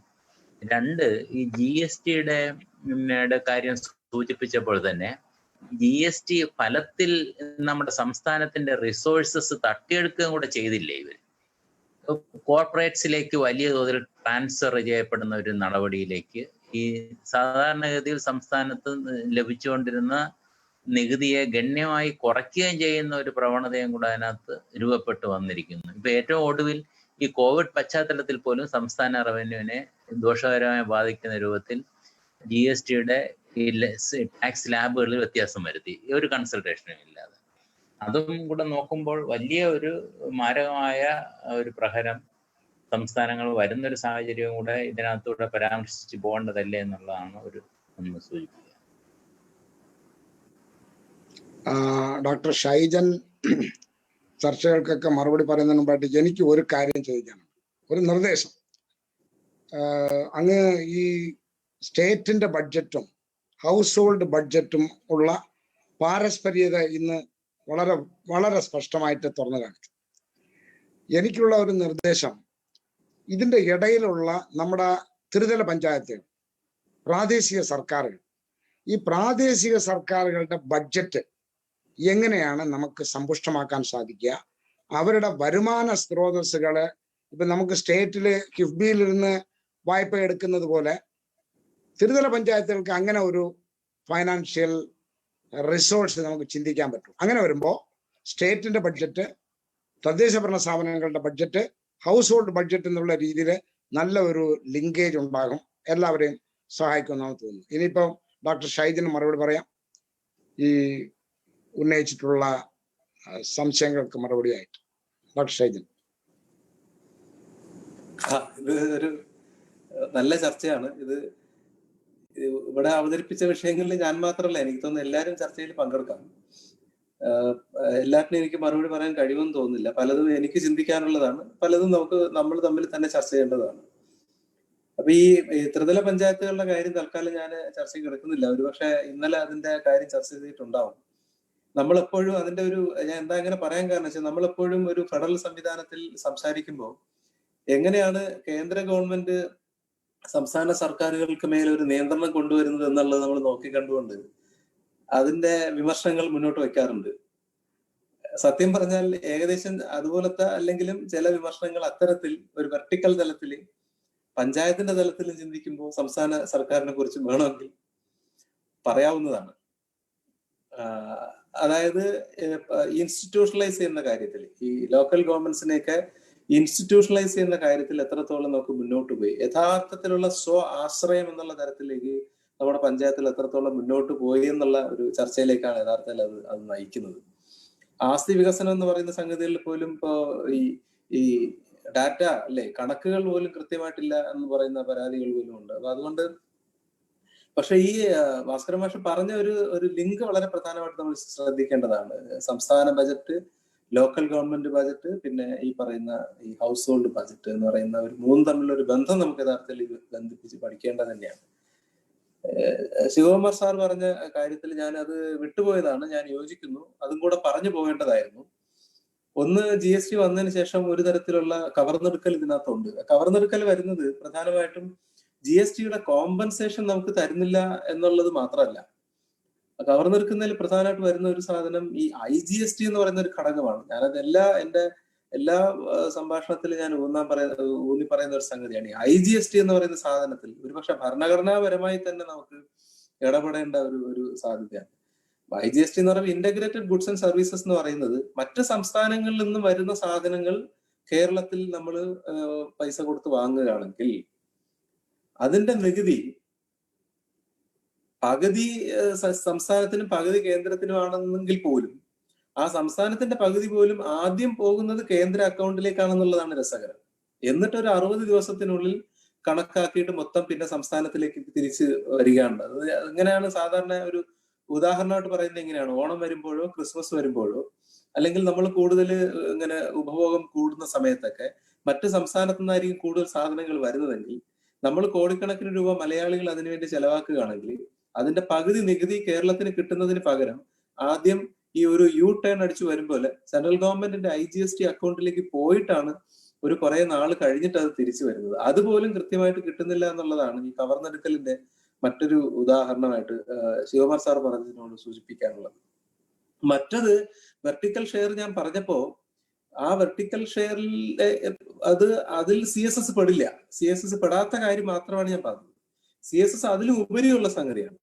കാരണം നമുക്ക് പണ്ടൊക്കെ പ്ലാനിൽ നിന്നും ഒരു ഷെയർ കിട്ടുമായിരുന്നു, നോൺ പ്ലാൻ ആയിട്ട് ഷെയർ കിട്ടും. അതാണ് ഈ ധനകാര്യ കമ്മീഷൻസിലൂടെ കിട്ടുന്നത്. ഇത് രണ്ടും കൂടാതെയുള്ള മൂന്നാമത്തെ ഒരു മാർഗമാണ് സെൻട്രലി സ്പോൺസേഡ് സ്കീം എന്ന് പറയുന്നത്. ഞാൻ വെർട്ടിക്കൽ ഷെയറിൽ ഇപ്പൊ പ്ലാനിംഗ് കമ്മീഷൻ ഇല്ലല്ലോ, അപ്പൊ ഈ ധനകാര്യ കമ്മീഷനുമായിട്ട് ബന്ധപ്പെട്ട വെർട്ടിക്കൽ ഷെയർ മാത്രമേ പറഞ്ഞുള്ളൂ. യഥാർത്ഥത്തിൽ സെൻട്രലി സ്പോൺസേഡ് സ്കീംസ് കൂടെ പറയേണ്ടതാണ്. അത് മൂന്നാമത്തെ ഘടകമാണ്. അത് ഈ പറഞ്ഞതുപോലെ അനുപാതത്തിൽ ഒത്തിരി മാറ്റം വന്നിട്ടുണ്ട്. സംസ്ഥാന സർക്കാരുകളുടെ അനുപാതം, അതിലെ കോൺട്രിബ്യൂഷൻ യഥാർത്ഥത്തിൽ കൂടി വരുന്നു എന്നുള്ളത് ഒരു തരത്തിലുള്ള ഒരു പരിമിതിയും കവർന്നെടുക്കലും ഒക്കെ തന്നെയാണ്. അത് കൂട്ടിച്ചേർത്തതിന് നന്ദി. ഈ സുഹൃത്ത് പറഞ്ഞ മൂന്നിനും എനിക്ക് കൃത്യമായിട്ട് ഞാൻ ചർച്ചയിൽ അങ്ങനെ പങ്കെടുക്കുന്നില്ല. അത് ഒന്നാമത്തെ കാര്യം അത് രാഷ്ട്രീയമായതുകൊണ്ട് തന്നെയായിരിക്കാം. രണ്ടാമത്തത് ഈ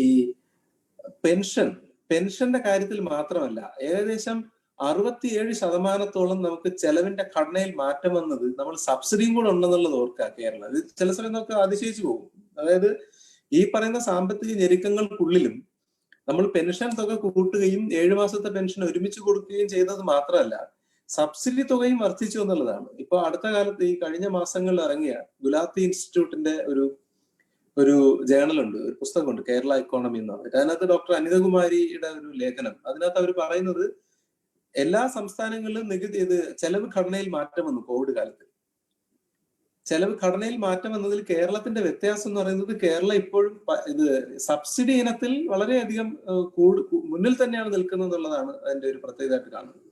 അപ്പൊ ഇത് ഇനി വരാൻ പോകുന്ന ഗവൺമെന്റോ അല്ലെങ്കിൽ ഇനി വരാൻ പോകുന്ന ആൾക്കാരുടെ ബാധ്യത എന്ന് ചിന്തിക്കുന്നതിലുപരി ഈ സബ്സിഡിയുടെ പൊളിറ്റിക്സ് എന്താണ് യഥാർത്ഥത്തിൽ?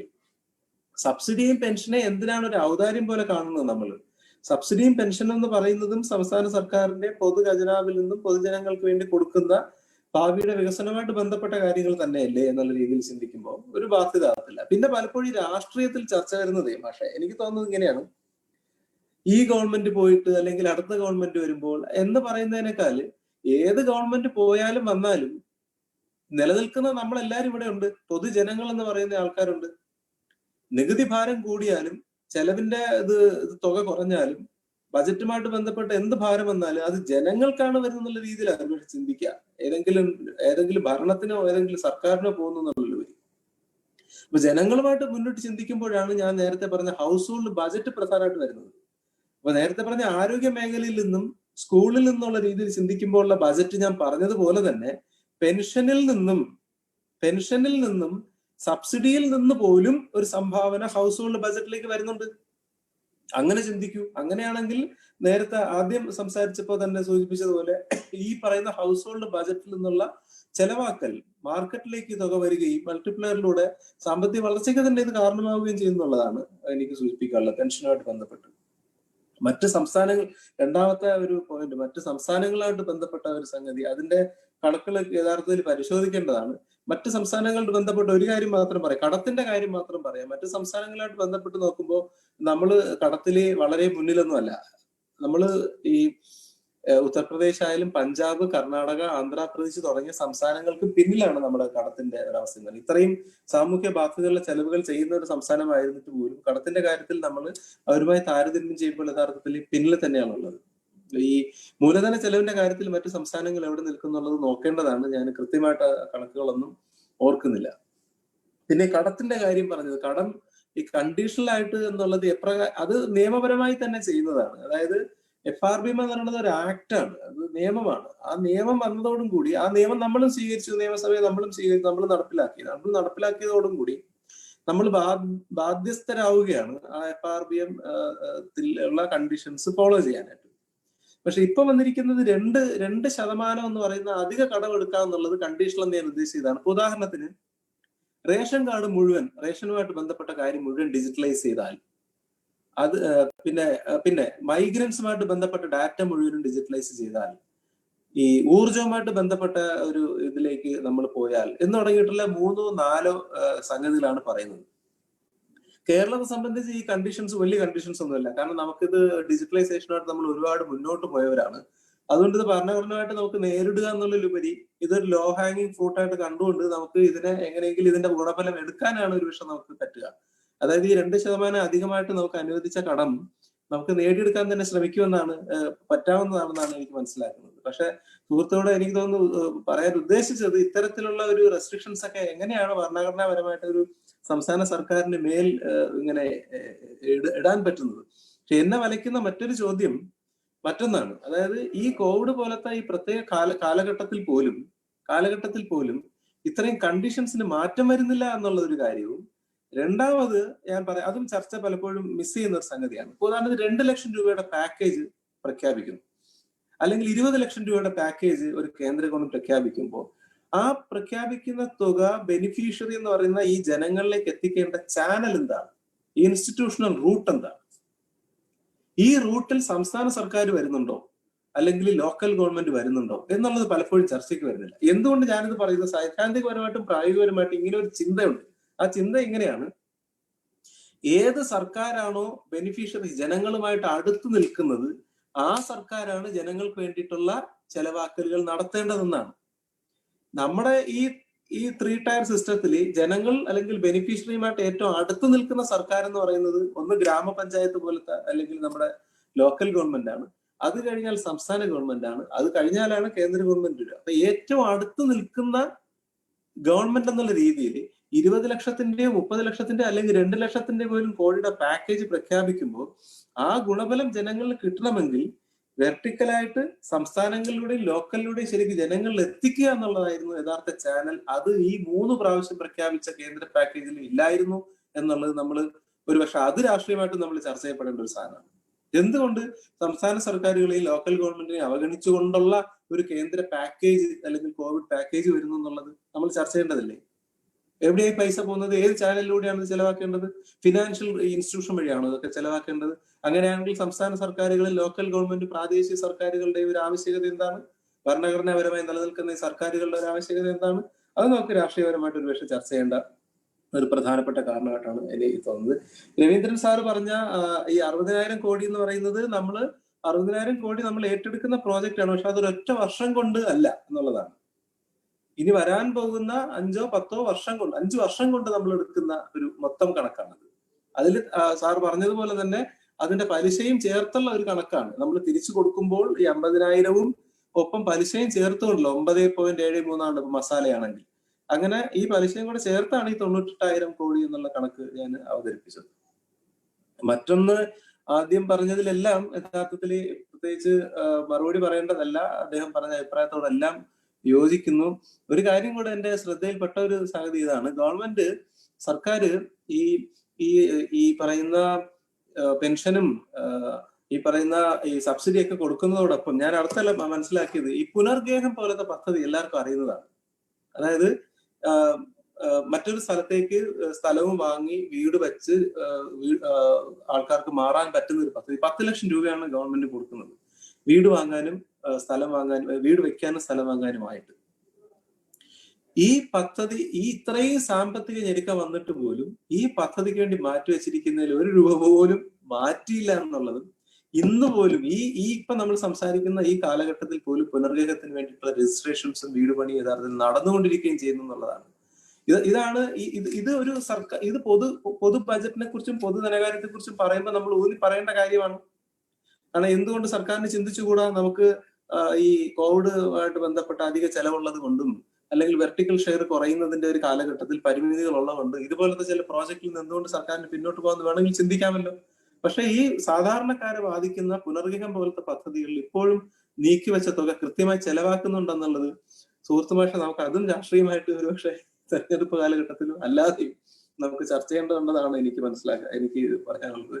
അതുപോലെ തന്നെയാണ് കണ്ടിൻജന്റ് ലയബിലിറ്റി. നമ്മൾ ഈ പറയുന്ന കടം എന്ന് പറയുമ്പോൾ സർക്കാരിന്റെ പൊതുമേഖലാ സ്ഥാപനങ്ങൾക്ക് കടമെടുക്കാനായിട്ട് സർക്കാർ സെക്യൂരിറ്റി നിൽക്കുന്ന ഒരു ലയബിലിറ്റി പോലും ഗവൺമെന്റ് ഏറ്റെടുക്കുന്നുണ്ട്. അത് നഷ്ടം സംഭവിക്കുന്ന പൊതുമേഖലാ സ്ഥാപനങ്ങളാണെങ്കിലും ലാഭമുള്ള പൊതുമേഖലാ സ്ഥാപനങ്ങളാണെങ്കിലും അവർക്കും കടമെടുക്കാനായിട്ടുള്ള ഒരു സെക്യൂരിറ്റി നിൽക്കുന്ന കണ്ടിൻജന്റ് ലയബിലിറ്റി ആയിട്ടുള്ള ചില ബാധ്യത പോലെ ഏറ്റെടുക്കുന്ന രീതിയിലാണ് ഗവൺമെന്റ് പോകുന്നത്. പൊതുവിൽ ഒരു പൊതു നിക്ഷേപത്തിനും മൂലധനത്തിനും വളരെയധികം ഊന്നൽ നൽകുന്ന മറ്റൊരു ബജറ്റ് പുറത്തുള്ള ഒരു റൂട്ടിലൂടെയും ബജറ്റിലൂടെയും ഊന്നൽ നൽകുന്ന ഒരു കാലഘട്ടമായിട്ടാണ് എനിക്കതിനെ മൊത്തത്തിൽ എനിക്ക് വിലയിരുത്താൻ പറ്റുന്നത്.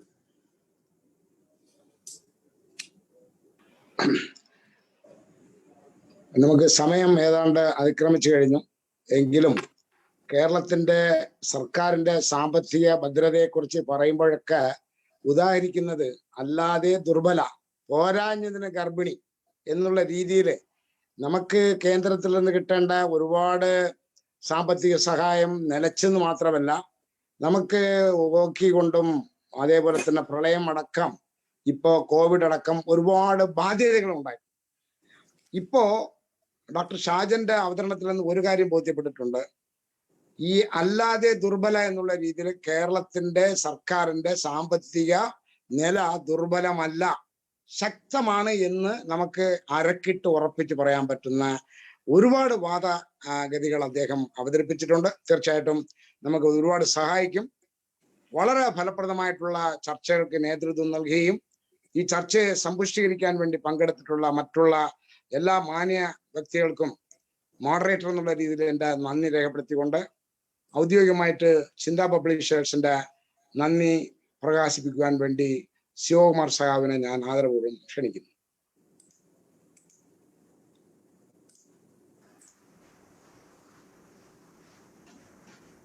ഈ കാലഘട്ടം ആവശ്യപ്പെടുന്ന ഒരു പ്രഭാഷണ പരമ്പരയായിരുന്നു ഈ 3 ദിവസങ്ങളായി ഇവിടെ സംഘടിപ്പിച്ചത്. തീർച്ചയായിട്ടും നേരത്തെ പറഞ്ഞതുപോലെ ഈ വികസനത്തിനെ സംബന്ധിച്ച ഒരു സംവാദം നടക്കുമ്പോൾ അതിന് കൃത്യമായ ആശയ വ്യക്തത ഉണ്ടാകണം എന്നുള്ളത് കൊണ്ടാണ് ഇത്തരത്തിൽ ഈ പ്രഭാഷണ പരമ്പര സംഘടിപ്പിച്ചത്. ഇത് ഫേസ്ബുക്ക് ലൈവായി ധാരാളം പേർ കാണുന്നുണ്ട്. പലരും ഷെയർ ചെയ്ത് ധാരാളം പേരുകളിലേക്ക് പോകുന്ന രൂപത്തിലും പോകുന്നുണ്ട്. ഇതിനൊക്കെ പുറമെ യൂട്യൂബിലും ഇത് ലഭ്യമാണ്. അപ്പൊ ഈ പ്രഭാഷണം നമുക്ക് ഏത് സമയത്തും കയറി നമുക്കിത് കാണാനും അത് പ്രചരിപ്പിക്കാനും കഴിയുന്ന നിലയിലുണ്ട്. നമുക്ക് ആശയ വ്യക്തത വരുത്തുന്നതിൽ ആ ചർച്ചകൾ വീണ്ടും ഉപകരിക്കുന്ന നിലയിലേക്കും പ്രഭാഷണം ചിന്ത പബ്ലിഷേഴ്സിന്റെ യൂട്യൂബ് ചാനലിലും ലഭ്യമാണ് എന്നുള്ളത് അറിയിക്കുകയാണ്. ഈ പ്രഭാഷണ പരമ്പരയിൽ സൂമിലും അതുപോലെ തന്നെ ഈ ഫേസ്ബുക്കിലും എല്ലാ ദിവസവും വന്ന് ഈ പ്രഭാഷണം ശ്രദ്ധിക്കുകയും ഇതിൽ പങ്കെടുക്കുകയും ചെയ്തിട്ട് എല്ലാവർക്കും നന്ദി അറിയിക്കുന്നു. അതുപോലെ തന്നെ ഇന്നിവിടെ ഈ പ്രഭാഷണം നടത്തിയ ബഹുമാനായ ഷൈജൻ, അദ്ദേഹം വളരെ സമഗ്രമായും വളരെ ലളിതമായും നമ്മൾ ഈ കാലഘട്ടത്തിൽ അറിഞ്ഞിരിക്കേണ്ടതും പ്രചരിപ്പിക്കേണ്ടതുമായിട്ടുള്ള ഘടകങ്ങളെ വളരെ കൃത്യമായി നമ്മുടെ മുമ്പിലേക്ക് അവതരിപ്പിച്ചു. അതിന് ഷൈജനോടുള്ള നന്ദി ചിന്ത പബ്ലിഷേഴ്സും ഇവിടെ പങ്കെടുത്തവരുടെയും പേരിൽ അറിയിക്കുന്നു. കഴിഞ്ഞ ദിവസങ്ങളിൽ ഈ പ്രഭാഷണത്തിൽ പങ്കെടുത്തവരുടെയോടുള്ള നന്ദി അറിയിച്ചുകൊണ്ട് ഈ പ്രഭാഷണ പരമ്പരയിൽ പങ്കെടുത്ത എല്ലാവർക്കും ഒരിക്കൽ കൂടി നന്ദി അറിയിച്ചുകൊണ്ട് എൻ്റെ വാക്കുകൾ നിർത്തുകയാണ്. അഭിവാദ്യം.